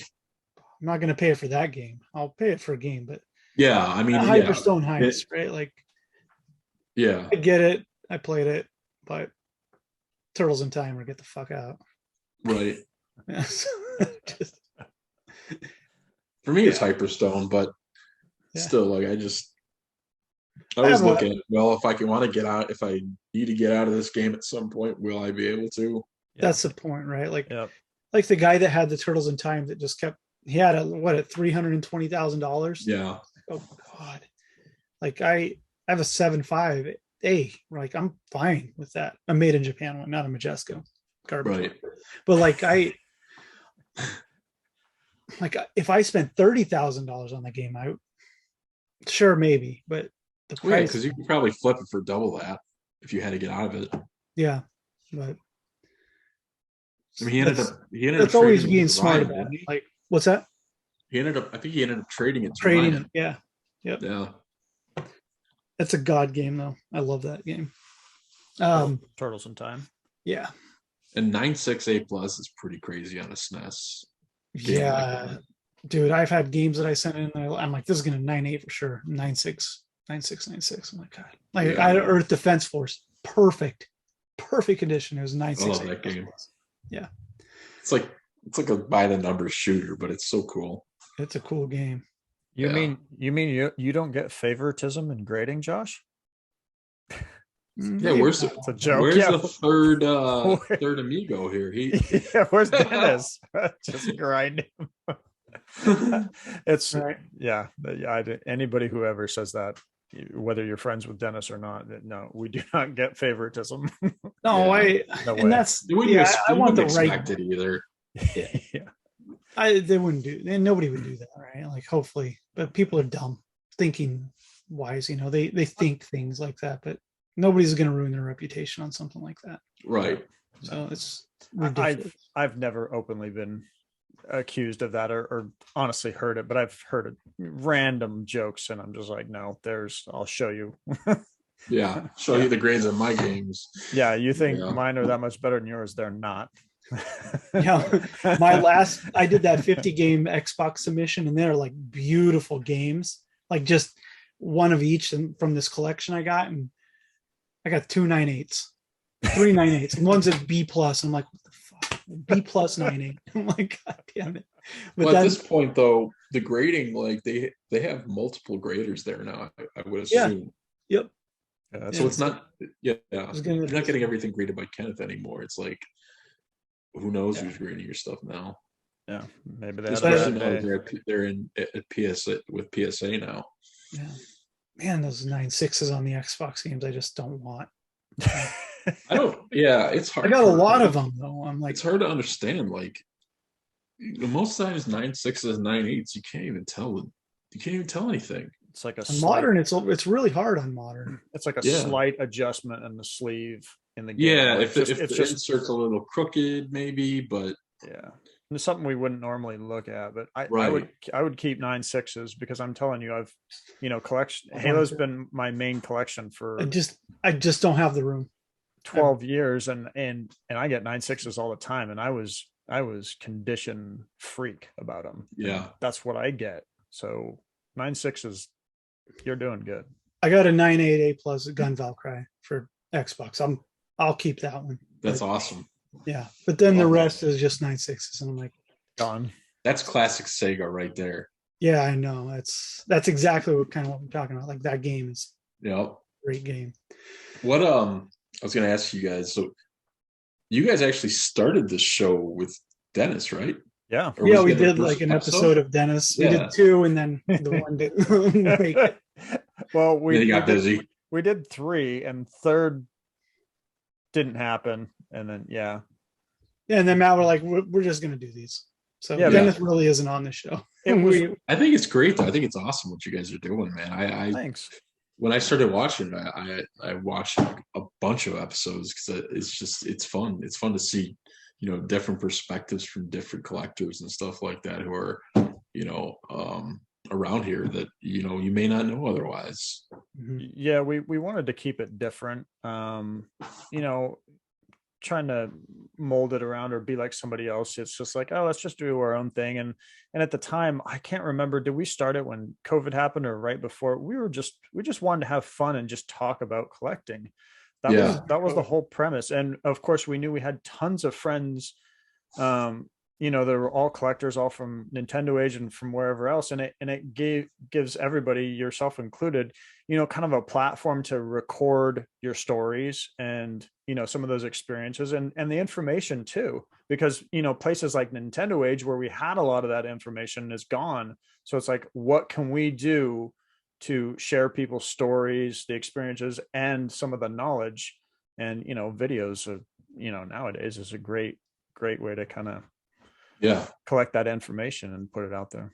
It also really kind of brings together why we actually collect games, like what it's rooted in, and we can talk about that. So I mean, every couple of weeks I'm like, what the fuck am I doing with this stuff? But then I'm like, I get on here and talk to Matt, and I'm like, this is why I enjoy it. Stoked again. Yeah. You ride that wave sometimes where you're like, I just got to get rid of some stuff. But then you're like, man. And then you just find yourself going to a garage sale down the road and buying some shit you don't need. Yeah. All the time. And I'm like in Goodwill. I go to Goodwill and I'm like, oh man, I need to pick up these Xbox games because these cases are nicer and I can swap cases on these because it's the right case. And like, although my Goodwill, all the games now are $8. Oh my god! All of them. Doesn't matter if it's Wii Fit or anything. They're all $7.97 or something now. That's ridiculous. So in Eugene here, we have a Goodwill computer store, which is fantastic. I find sealed Xbox games in there all the time, but they'll price them accordingly.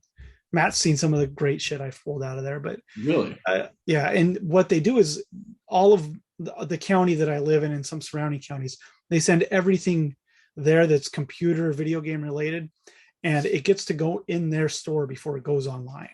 So if it doesn't Okay. sell in the store at a price they want, they'll send it to online eventually. But that way they'll mark like basic games at $4.99, and then they'll have markdowns to 50% and then 75%, which they just started. And so I've been like cleaning house on 75% day. So buck and a quarter for a game. I'm like, I would buy any game for $1.25. And Yeah. I just like go fill my cart with shit. So it's bad. Yeah, there's not even really like they don't have that much there at the place I go to, or it's either all cleaned out. I think recently I found a couple of cool Xbox 360 games. I think I got Ninja Blade. Oh, that's a good game, man. And I got Ninja Blade, and I got Yaiba Ninja Gaiden for Xbox 360, and those were worth buying. Ninja Gaiden's a launch game for 360, isn't it? No, this is the Yaiba version. Like okay. It's like a animated, more looking. Oh yeah, I know what you're talking about. No, I haven't played that game actually. But it's pretty cool. I played it like when it came out. I haven't played it since, but I saw it again and I was like, it was at the Goodwill. This is a different Goodwill than the one by my house, but it was like $5 a piece. So I was like, sure. And they were mint too. Like, whoever bought them took good care of them. Yeah.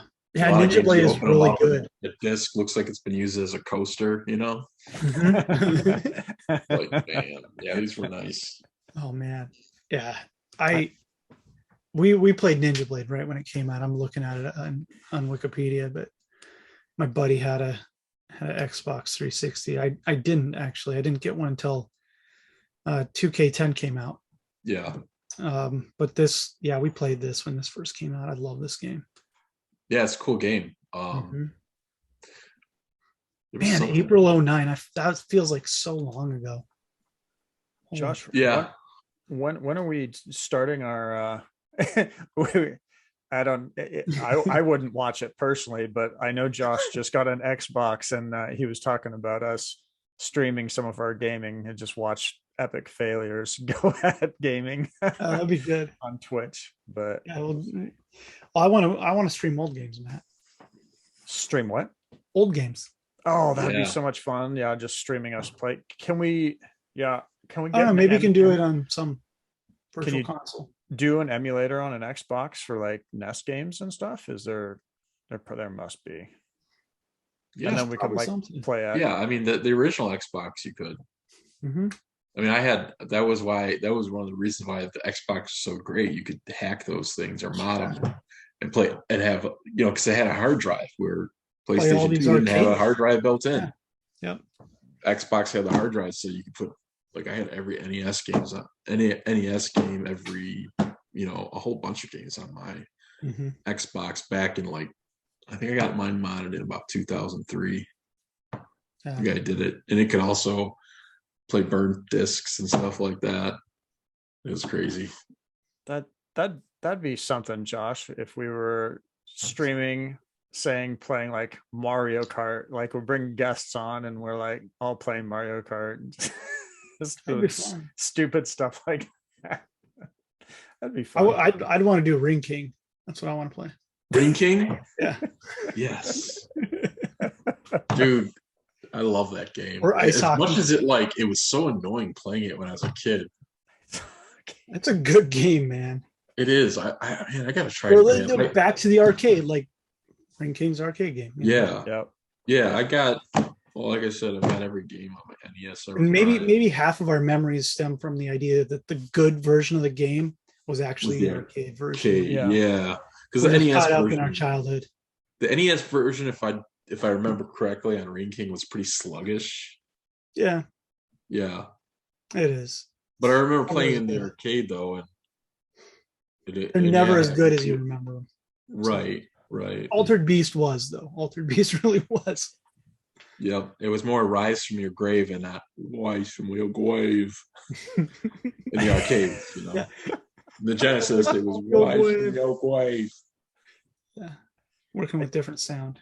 I do have to ask, where did that Sega headquarters sign come from? Because I'm having a little jealousy moment there. Oh, I got that from a guy on in High End actually posted it. His mom worked for Sears.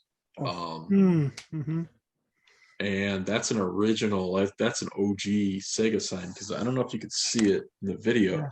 you know, With the on my TM. channel, but it's actually TM. got, Mm-hmm. it actually has 3 lines inside the Sega letters. So Okay. the S, you know, the conventional, the way we know of Sega now, it only has 2, Yeah. and that one has 3 inside of it. That's But yeah, his mom worked for Sears back in the day, and she kept a couple of them in their attic, and he found it, and I bought it off him, and I had Brandon Obelisk transport it here. wow. That's fantastic. It's awesome. You know, Yeah. it's too bad she didn't keep any M82s or kiosks. Yeah. She did keep one other one, I think, and he sold it too. I think it was a Nintendo one, actually. But yeah. I've had some cool Nintendo signs I Oh probably man, should have kept over the years. I love them. I don't have the room for all that stuff, but man, they're so cool. Mm-hmm. Like these cabinets behind me, they're just too big to move, so they're staying. Right. Those are cool too, man. Yeah. I you know, I almost bought a Sega one, but then I'm like, God, the room, the space, you know, like I have the Billies behind me, the IKEA Billies, and I kind of just make it work the best I can. Yeah, I feel you, man. You know, you got to kind of pick and choose what you're gonna put on display and whatnot, and just put my favorite stuff out. Yeah. It looks but great. I'm, you know, my collection now is, I don't have like any like random games on that shelf back there. It's basically just my favorite stuff, and the full set of TurboGrafx. Like, well, that's your favorite, right? Yeah. Yeah, I got the full set of TurboGrafx. I had almost a full set of Neo Geo, but I've sold a lot of those over the years to kind of keep this thing going where I'm trying to get certain games. So yeah.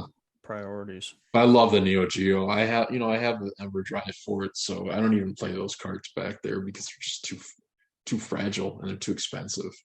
You put them in the system once and it scratches them. It's like driving a super rare car. It's just yeah.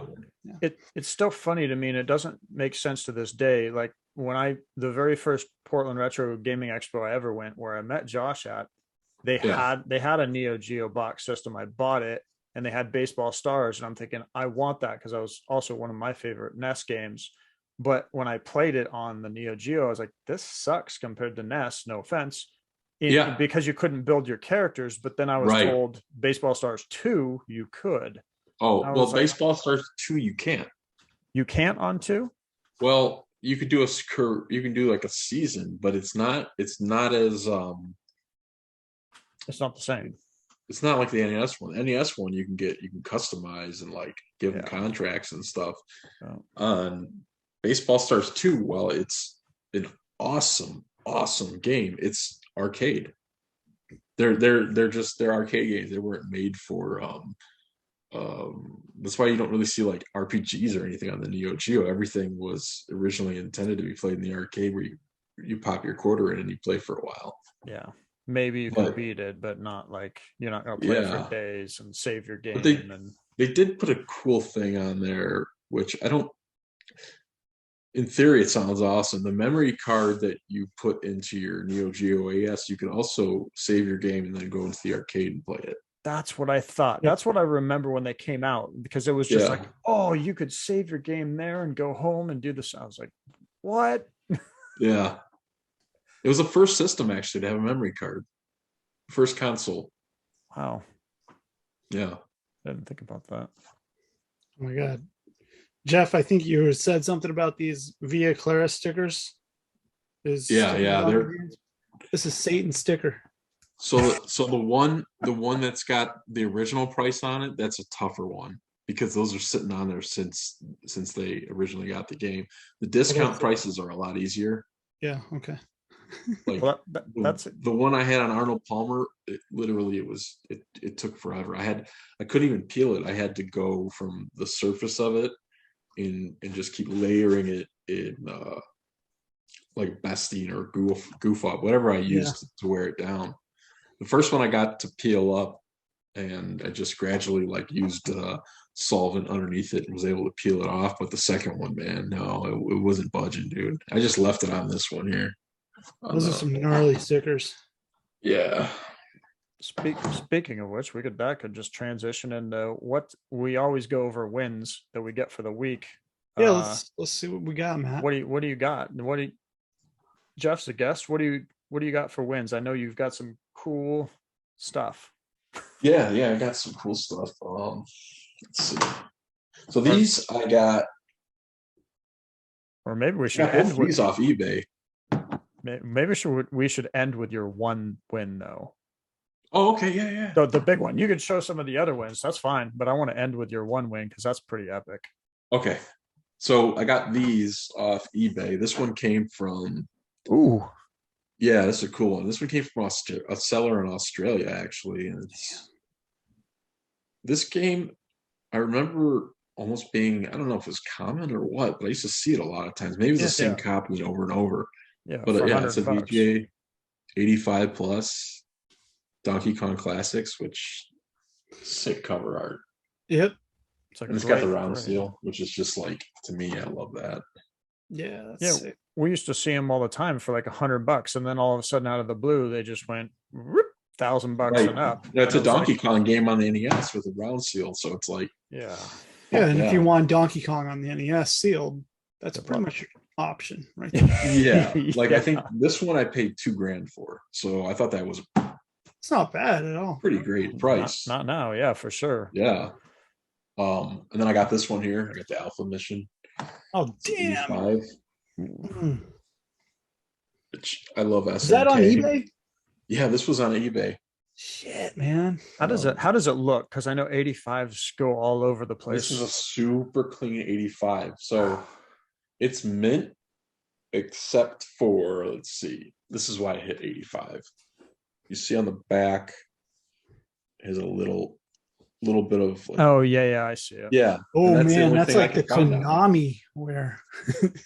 Yeah. So this one is like, it's like a factory flaw. It got an 85, but yeah, the sides are just perfect.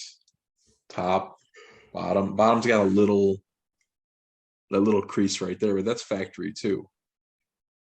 Nice. It's from them like bending the box in. Yeah. Mm-hmm.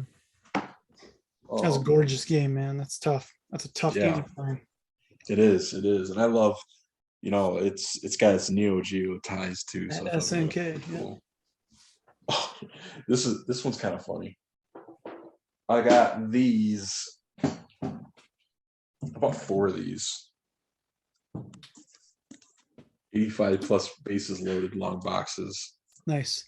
I bought 4 of them because the guy had 4 of them, and they've been sitting on eBay forever, and I think I paid $160 each for them. Wow. And I was like, dude, like, where else are you gonna get long boxes of a notable game for that much? Already great. I mean, these would cost you to grade over that. Yeah. And the wait time. Like, yeah. Shit. Totally. So I was just like, yeah. And then of course, this is the big one. Yeah, we'll just go right into it. That's epic. So I love Game Gear. I've already got one console graded, but this one is actually like a launch model. So a lot of people usually see the purple boxes, and those are much later. But this one is actually an early model, and it comes with Sonic 1 in it. I know we'll have one viewer that's just creaming over this one. I think I actually showed it to him already. Oh, okay. Yeah. That's sick. But if it's the same person, but this thing is just gorgeous, man. It's Braveheart. Yeah, for a box this old, I mean, it's got some shrink scuffs on it and whatnot, and a couple corners that are a little like, but otherwise, this box is like, it's perfect. Yeah, if you think about how much banging around that's done since it came out, that's an amazing condition. Yeah, like these, anything big box like that, when you find it in good condition, is just win. That's sick. Yeah. And that's just really cool to me because the other one I have is it's from the same year. It's from '92, but it's a different. They changed the box design. They took away that like awesome this stuff at the bottom. This like orange like black grid on the bottom with the black box. They took that away and they changed it to like a blue, like a baby blue box. And then they went to the purple ones that you see all the time. I know the baby blue one you're talking about. Now on something like that, would you, because I know I would want to, would you grade that just to get the protection around it, or at least okay. Most definitely. Yeah. This one actually, it's funny you say that because this, along with several other games, I did all the stuff for VGA. I'm going to ship them off tomorrow. Oh, okay. Because VGA is the only place that I'll do that. Game Gear and a lot of stuff I like VGA for. I just, I like the cases. They're really clear and they're easier to store. Sure. Than the WATA. Don't get me wrong, I like the WATA stuff too, but the VGA stuff, like that's what I started with, selling my stuff to. And I just really like the case design. The grading system could probably use some help, but it is what it is. And if you understand it, you understand it. Yeah, it's just a different beast. That's all. Yeah. And where else are you going to go to get systems graded or at least encapsulated, Yeah, I have a CDX back there. I don't know if you guys can kind of see it. It's up. It's right here. Oh, yeah. Okay, I see it now. That one's graded, actually. Nice. And it was so mint and so nice that I was like, I can't find a box protector for it. Just send it to VGA. And it was new inside, so it's qualified, but it's got an 85, which is amazing for that system. Yeah, 85 is epic for any system, because if you've ever sent a system in to get graded, an 85 is an insane grade. Yeah, most systems you'll see are like 75, 80 maybe at best. But yeah, it's just so hard to keep them stored. And we're talking about this huge box. Like imagine, you see the Neo Geo console up here. That box is enormous. Adding an extra layer. Incredible graphics box. That thing is like, it really doesn't show you the size of it, but that thing is like a mini fridge. Yeah. It is. It's the Turbo CD box is massive. It is massive. It is, man. And you know what's funny? Because it's mostly the case that it hold the travel case inside. There's a travel case inside that you can, if you want to take your Turbo CD anywhere, that's at the bottom, and it's got huge pieces of foam, and then the dock is actually inside the travel case, and then the CD part's above it. So there's like a lot of foam, a lot of foam in there, different foam, and if you're missing any, it's not good. I'm jealous on the Game Gear. That's fantastic. Thanks, man. Yeah, I need to track one down. I'm really happy to have it. Like I've been looking for this specific one, and I figured I'd never find that because how rare it is. Yeah, I'd love one. What do you got, Josh? What do I got? Yeah, what are your wins for the week? I think I showed this one before, Matt. Did I show this one? The Mortal Kombat. I don't know, but I'll look at it again though.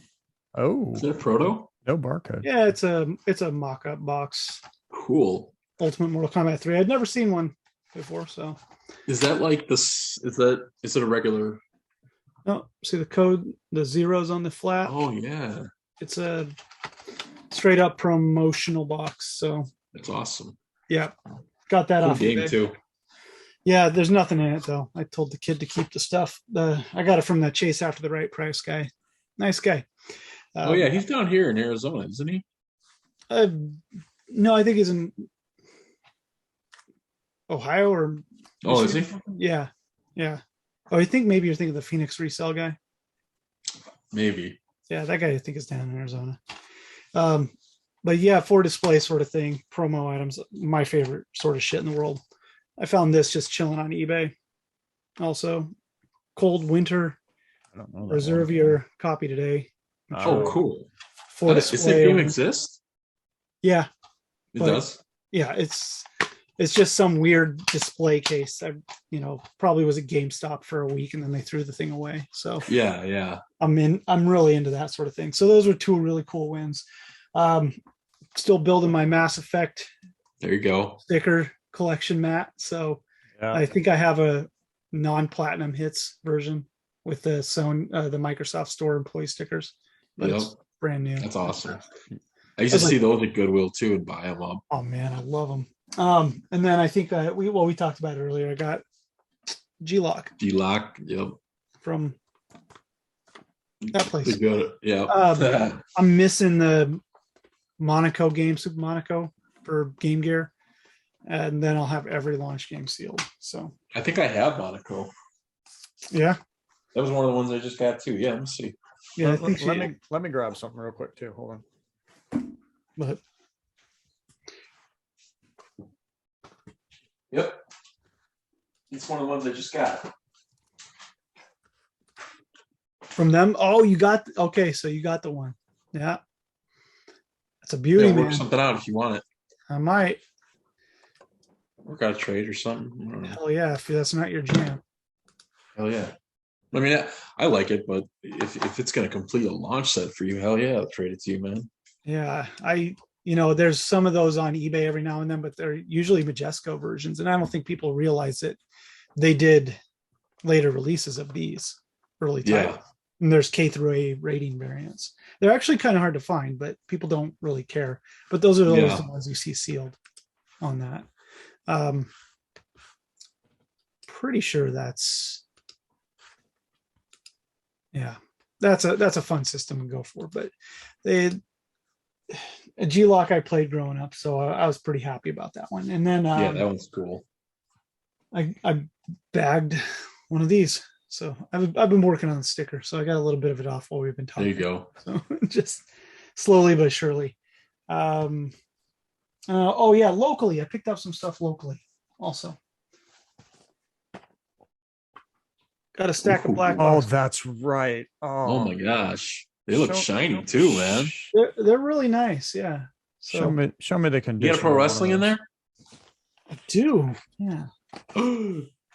It's a little on the rougher side, but it's not bad.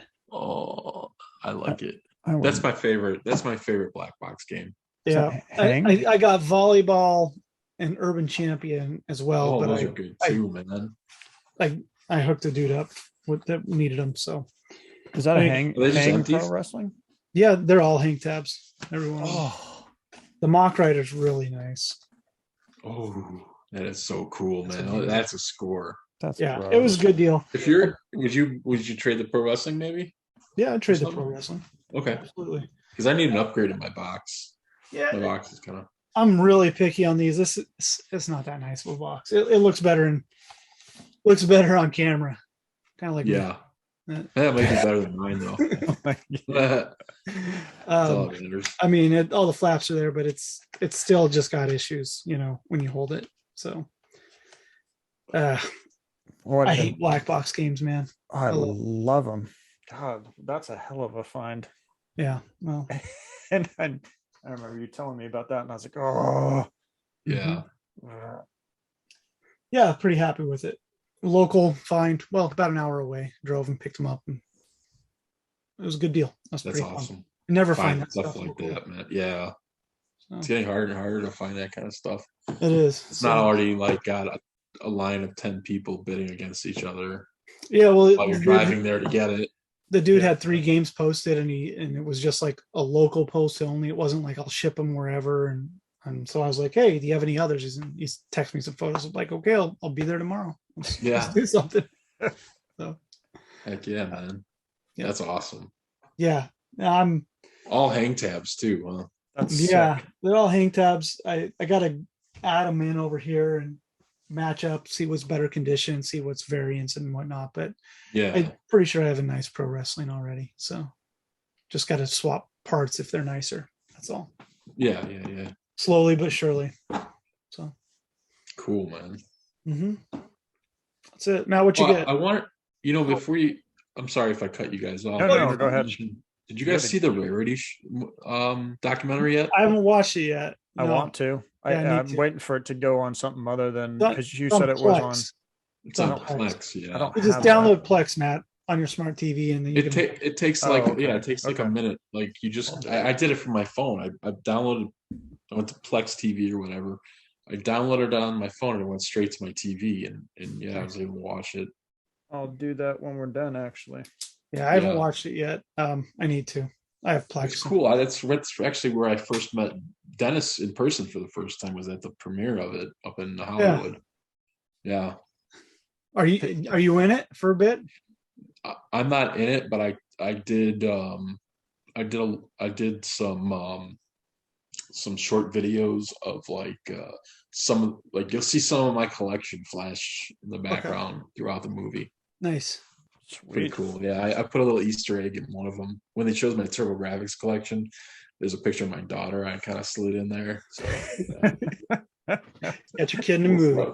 And I got credits in it, so and an IMDb thing. So I was stoked. That's You awesome. know, Yeah. he's doing a sequel too. He's doing a Oh, sequel. nice. Nice. Yeah. Dennis was texting me that he's like, "Have you watched this yet?" I'm like, "No, I haven't seen it yet." So I need to. Yeah, I was it's like, awesome. It's an awesome movie. Yeah. I liked it. I'll watch it for sure. Yeah, it's right on my Yeah. alley, for sure. It kind of takes both sides. Like you know, you'll see a point of view from people who are not for graded sealed stuff and those that are. Hmm. I'll check it out. Yeah. I'm sorry to cut you off, Matt. No. Josh, were you done? I'm done. You're the guest. I mean, I could keep showing video games that I've bought over the last. I just Yeah, those are the best. we all. No, that's it for games for me. I want to, before Matt goes, you do something else though too, right? Like you do a charity thing. I think you've talked about it a little bit, but I think maybe you should talk about it. Do you still do that? Yeah. You want to mention that or anything? Yeah. So this thing I do, it's called Video Games for Veterans, and so when I got out of the service and I was struggling with PTSD and substance abuse and stuff, and I was having a hard time, staying clean and getting clean and whatnot, and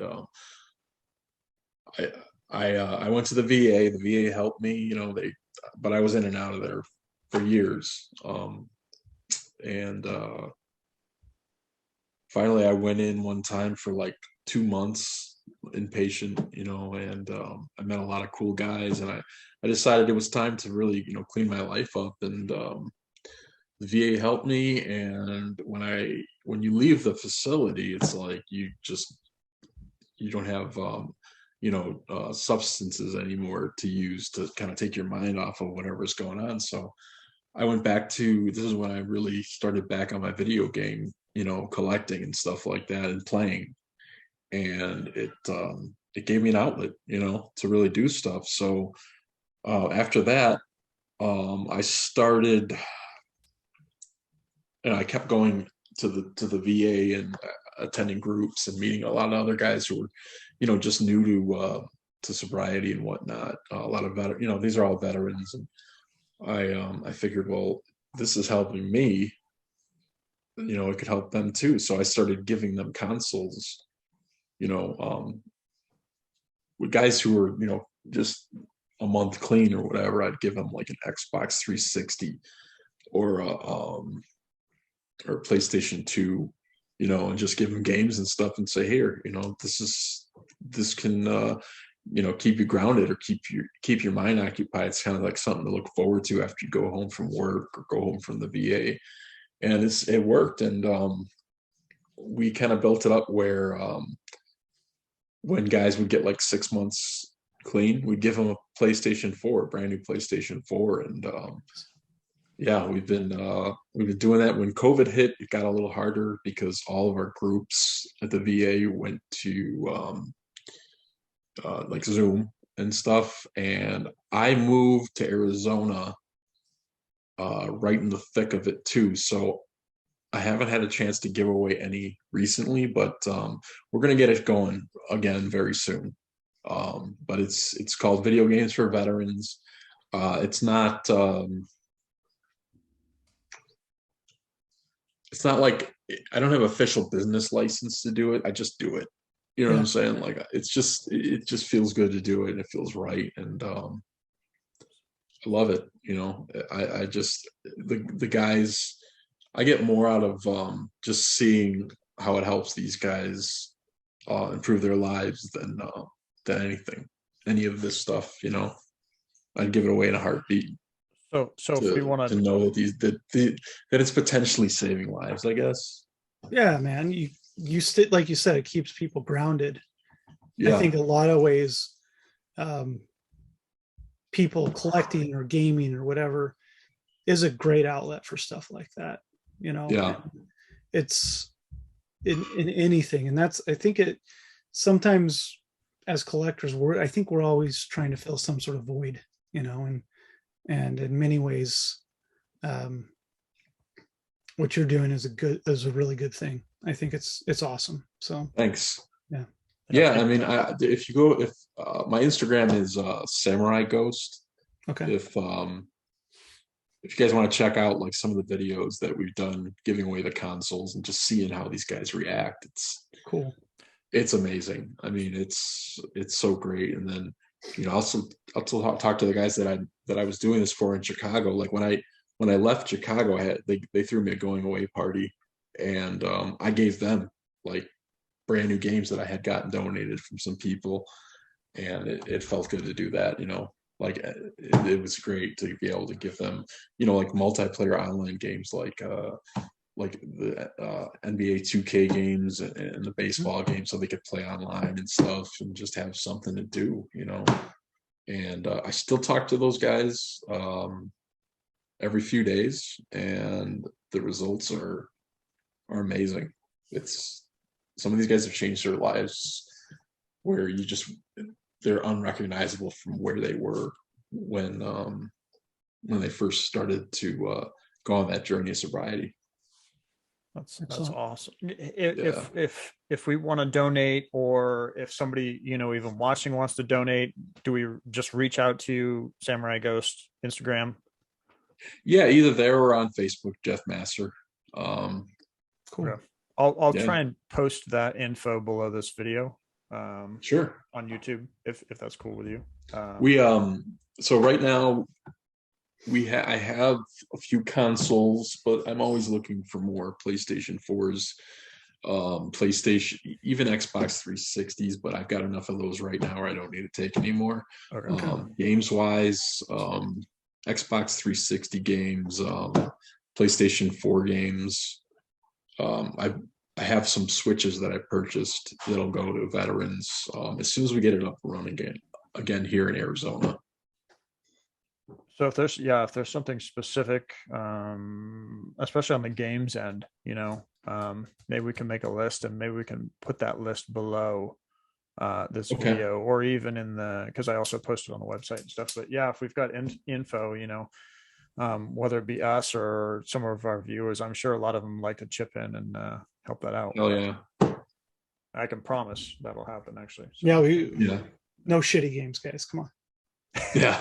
I mean, they these guys are just like us. They like to play cool stuff. Yeah, cool stuff. And I'll give them a Call of Duty games and stuff like that, because I was gonna say, would that, because I got plenty of those, but I just don't know. You think it's gonna trigger someone? I mean, you can just as easily be watching TV and do that. And if you choose to play a video game and you have PTSD, what are you going to tell a guy he can't play Call of Duty?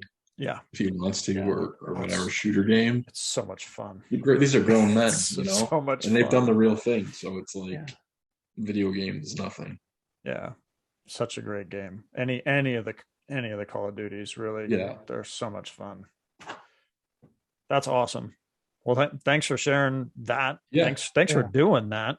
I wanted to mention it earlier. Thanks for your service, regardless of. Yeah, just thank you. I appreciate that. Mm-hmm. Heck yeah, man. yeah, it's it's great. Just for a while there in my life, like I had no light at the end of the tunnel. I was in a pretty dark spot, and with family and with the help of the VA, I finally got myself out of a big rut. And I'm telling you, man, I was bad. I was out there bad. I wasn't homeless, but I was on the streets for months at a time. And Wow. I totally turned my life. I have about 6 years clean and sober right now. So I've been able, and I started and it helped me stay sober too, giving back to these guys, because it was something I could do that wasn't solely for myself, solely for selfish reasons or whatever. Sense of meaning, sense of purpose. Yeah. And just to have the support of the community too was great. Some guys I'd like to mention, like Jedi Sam. You guys know Sam? Yep. Beningo. He's helped a lot. Awesome. Sam's a great dude. Yeah. Zach Gig helped. Richard helped. Richard Leachy. Mm-hmm. Yeah, a bunch of guys actually from the groups, gave us brand new consoles to give out, gave us stacks of new PlayStation 4 games and stuff like that. And it was just it was great, and for me, I put my own money into it too.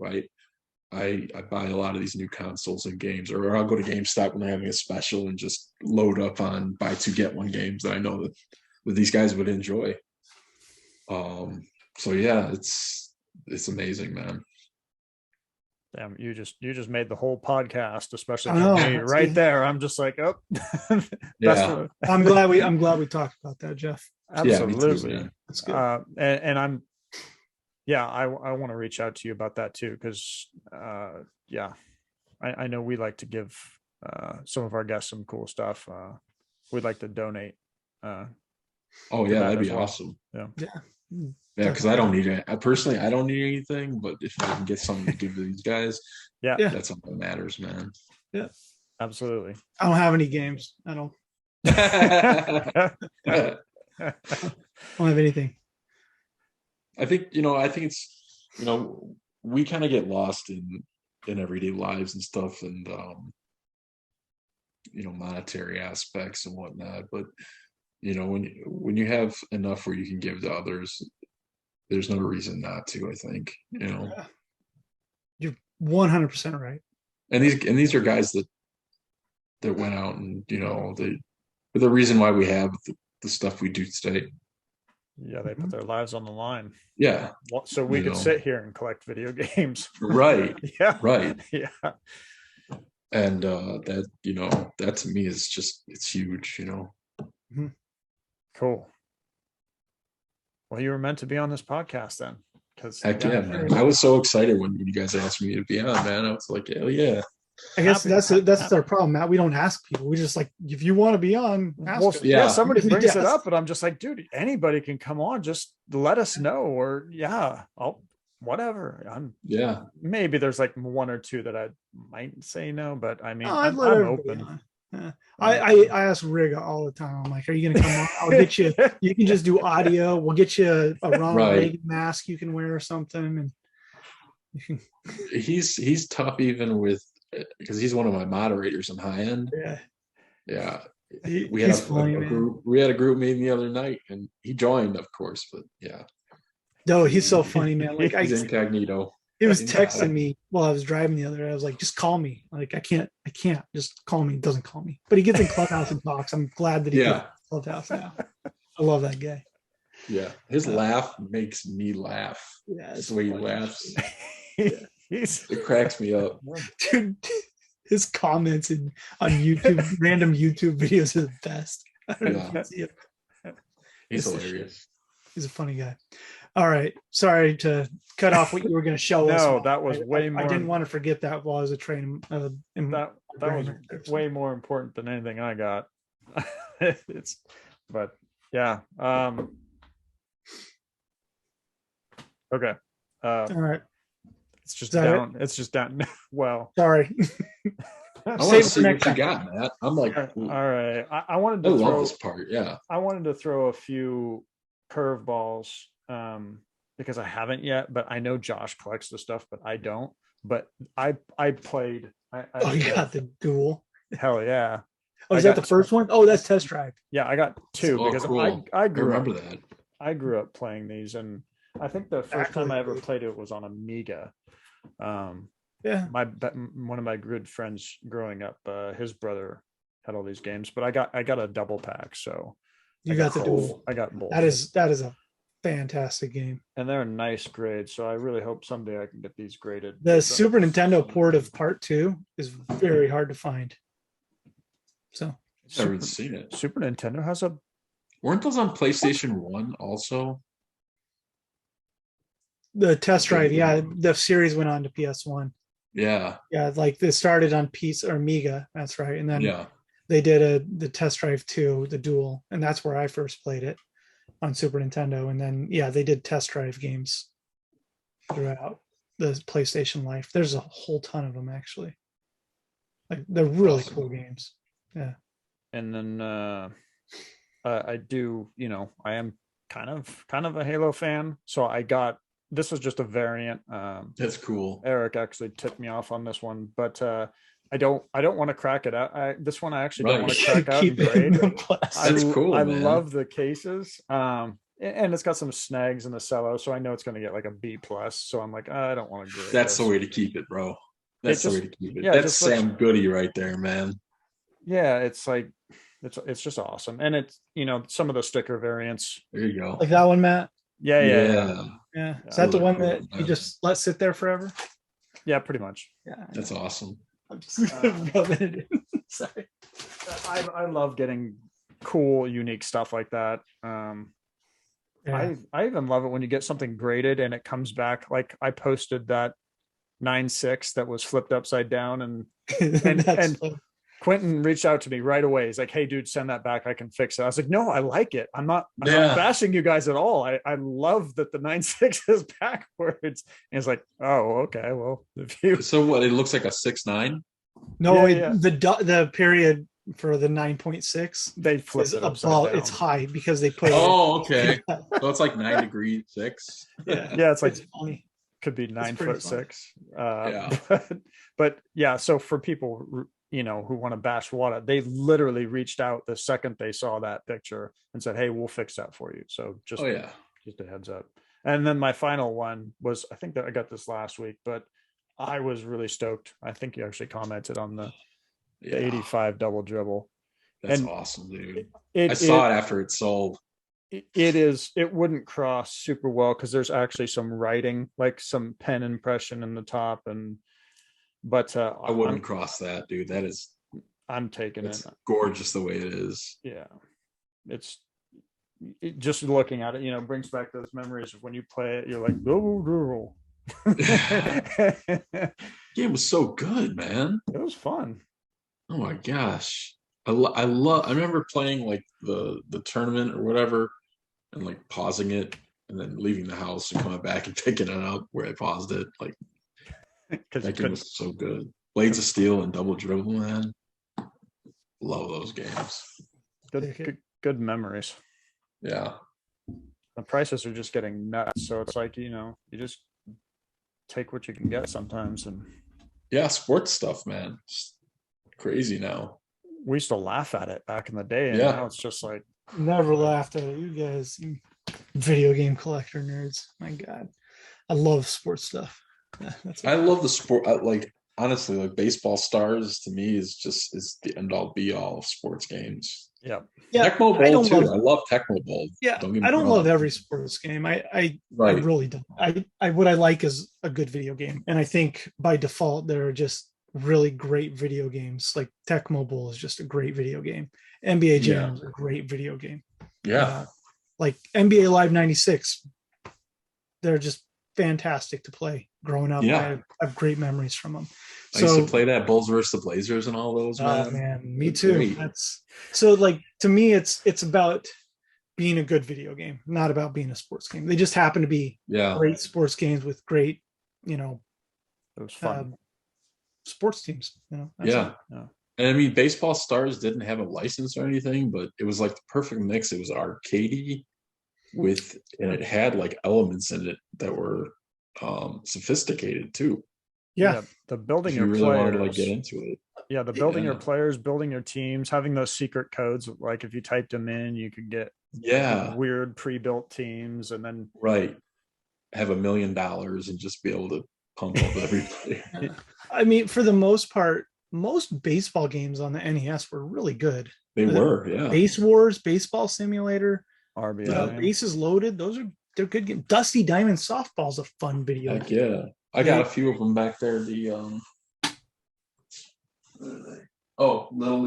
Little League Baseball. Little League Baseball, Tecmo Bad News Baseball. Baseball. The Bad News Bad Baseball. News That's the Baseball. one. Like, was that the one with the weird pitches and the They had, RBI like, Baseball? rabbits as Like- the referees. Man. No, that's Actually, I Bad don't News think it was a Baseball. bad baseball game on NES. Yeah. Bases Come to think Loaded? about it, they're all really they were good. all good. Well, I wasn't a big fan of the Major League Baseball game. That was one I wasn't a big fan of. It's an LJN game, so I Yeah. understand. Oh, I got something. Are you done, Matt? No. If still you got something recording. else, go for it. I want to show you guys this. I got this. On the This is intermission, cool. I can explain. We were going to have Dan Kaplan on the show. Yeah. Dude. But So we'll talk about that in a minute. came up and it was $250, dude. It was, I mean, imagine what this thing costs to grade. Look at this. Oh, What? That's sick. Yeah, Commodore sealed 64, dude. It's like the size of an album. Wait a Yeah. minute. What I the love hell these, is man. that? This is the original Skater Die, 87. Predates the The Nintendo EA by a folders, year. man.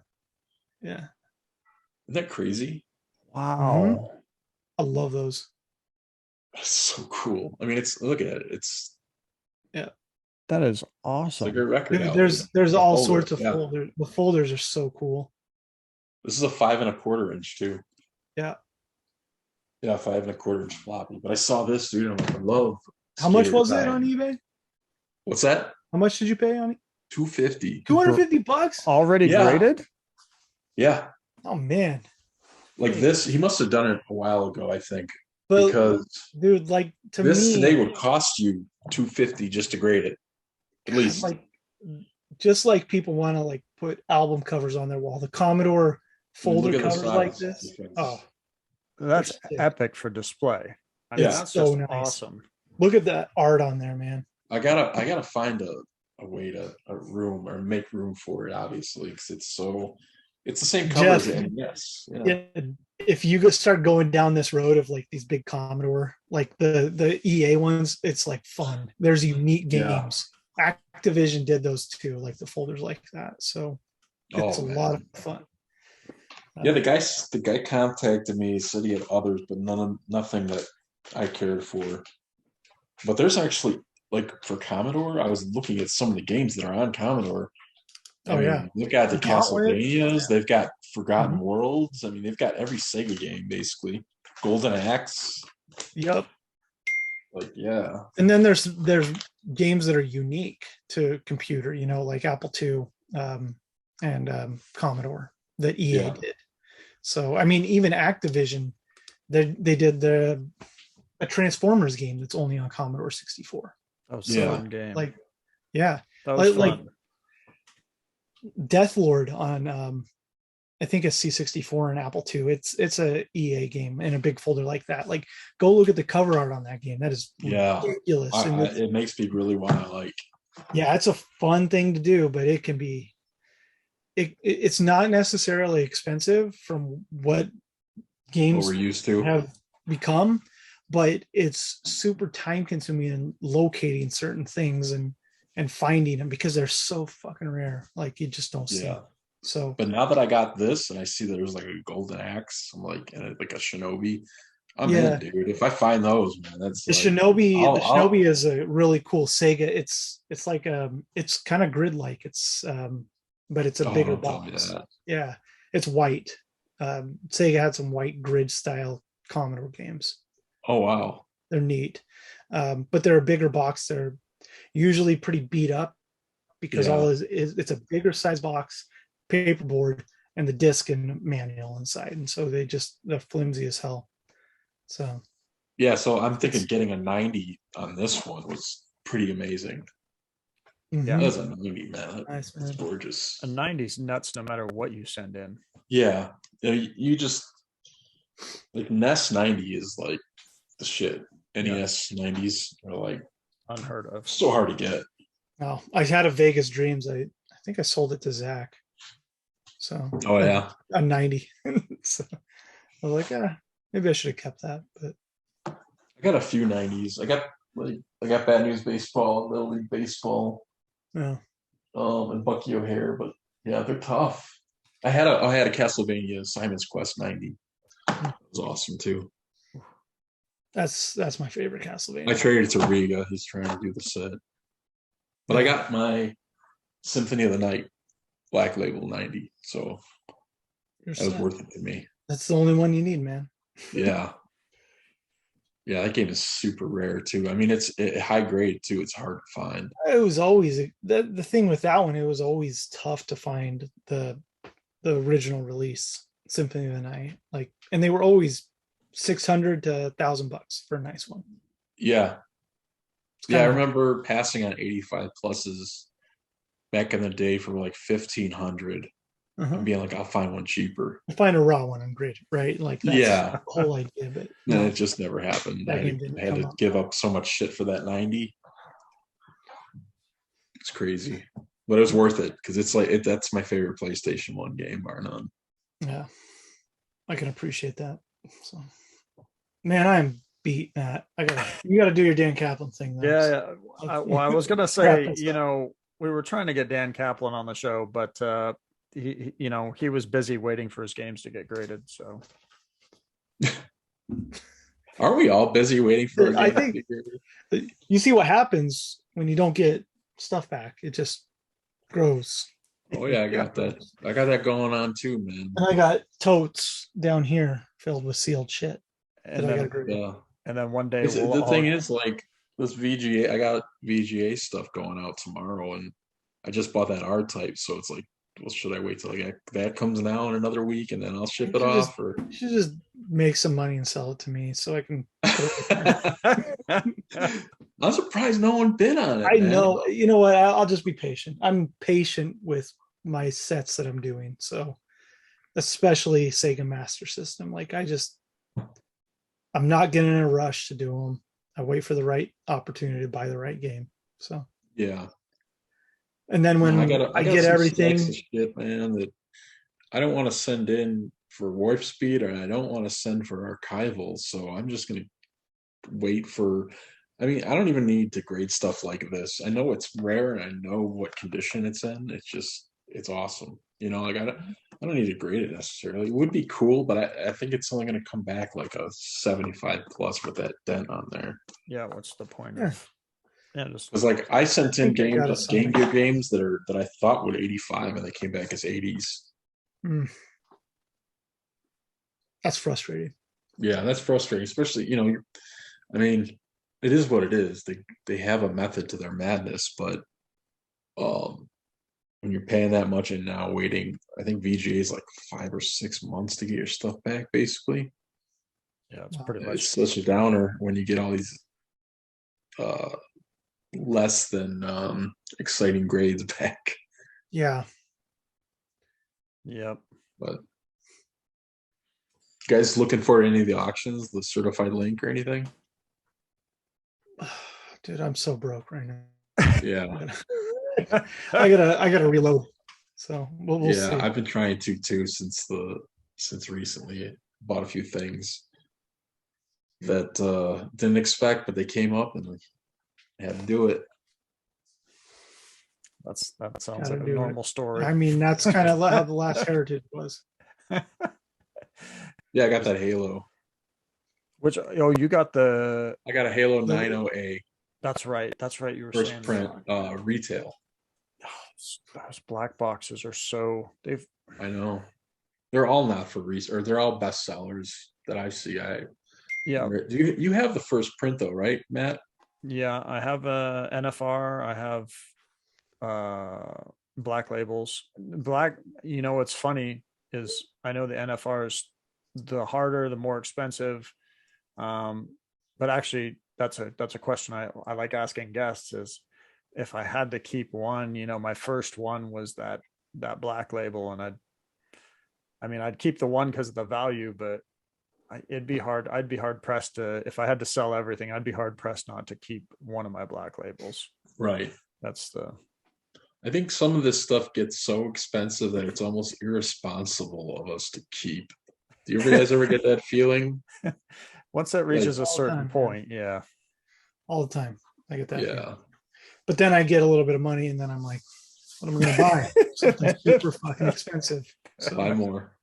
yeah. And no, it's not like I'll buy more. I'll buy quantity, but then I'll go and I'll be like, I'm going to buy an expensive game, and I do it, and then I'm like, oh God, I'm back where I was. So Yeah. Actually, it's fun. I enjoy it though. I really do. it leads to a question before we take off and go on. What let's just say, God forbid it ever happens, but just theoretical, house is burning, you can only grab one game or one collection piece that you have, only one. What's out of your collection? What do you grab? Man. it's the toughest question, really, but it's always fun. Just one. I gotta go with Sonic 1 probably. Nice. Just value wise, it's ridiculous now.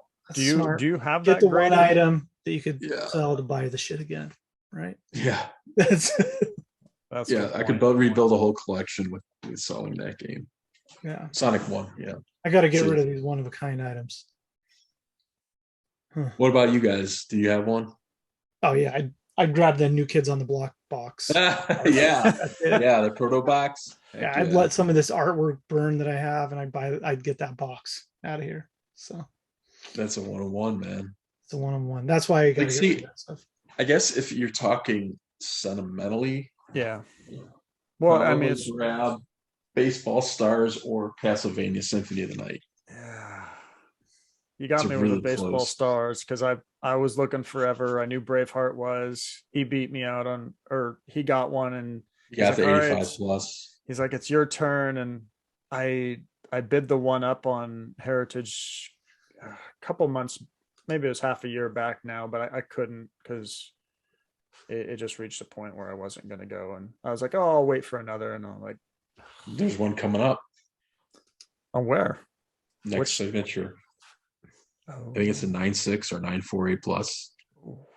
Because the last one I was bidding on was a 90A plus. Yeah, I remember that one. Yeah, but I think I was looking at the previews. It has a side. If I'm not mistaken, there's a 9.6A plus coming up. Good Lord. It's just, I keep passing, over the years, and I'm like, I'll find it, but the price just keeps going up, and I'm like, yeah. I paid up for mine. I had to. I mean, it was like, I've been looking for it for so long, and then this market hit and everything just flew up, and I paid up for mine because I just wanted to get it over with and get that game. Yeah. If I didn't get anything else, it was that. Yeah. Yep. Gotta do it sometimes. I guess the answer is just make more money in life. Yeah. Right. Well, hey, I appreciate you taking the time and coming on with us and keeping you up, because I know you're an hour ahead of us. So thank you. Thanks for coming on. Thanks for sharing. Please send me that information over. I want to add that to the video, the website, everywhere we put this. Sure, man. Instagram as well, and make a donation as well. Love to help out. So thanks, guys. It was a pleasure being on. I had a really great time, and I hope we can do it again. Cool. Yeah, absolutely. Always. Yeah. Everybody's always welcome back. Heck yeah. Thanks. Cool. Well, if anybody has any questions or comments, maybe you want to make a donation, I'm going to do my damnedest to get that information down below this video. I'll have it on the website, hopefully Instagram as well. Thanks to Jeff for coming on the show. Any questions, let us know. And any hate mail goes to Josh. And thanks again for watching, and we'll see you guys again next time. Take care. Awesome.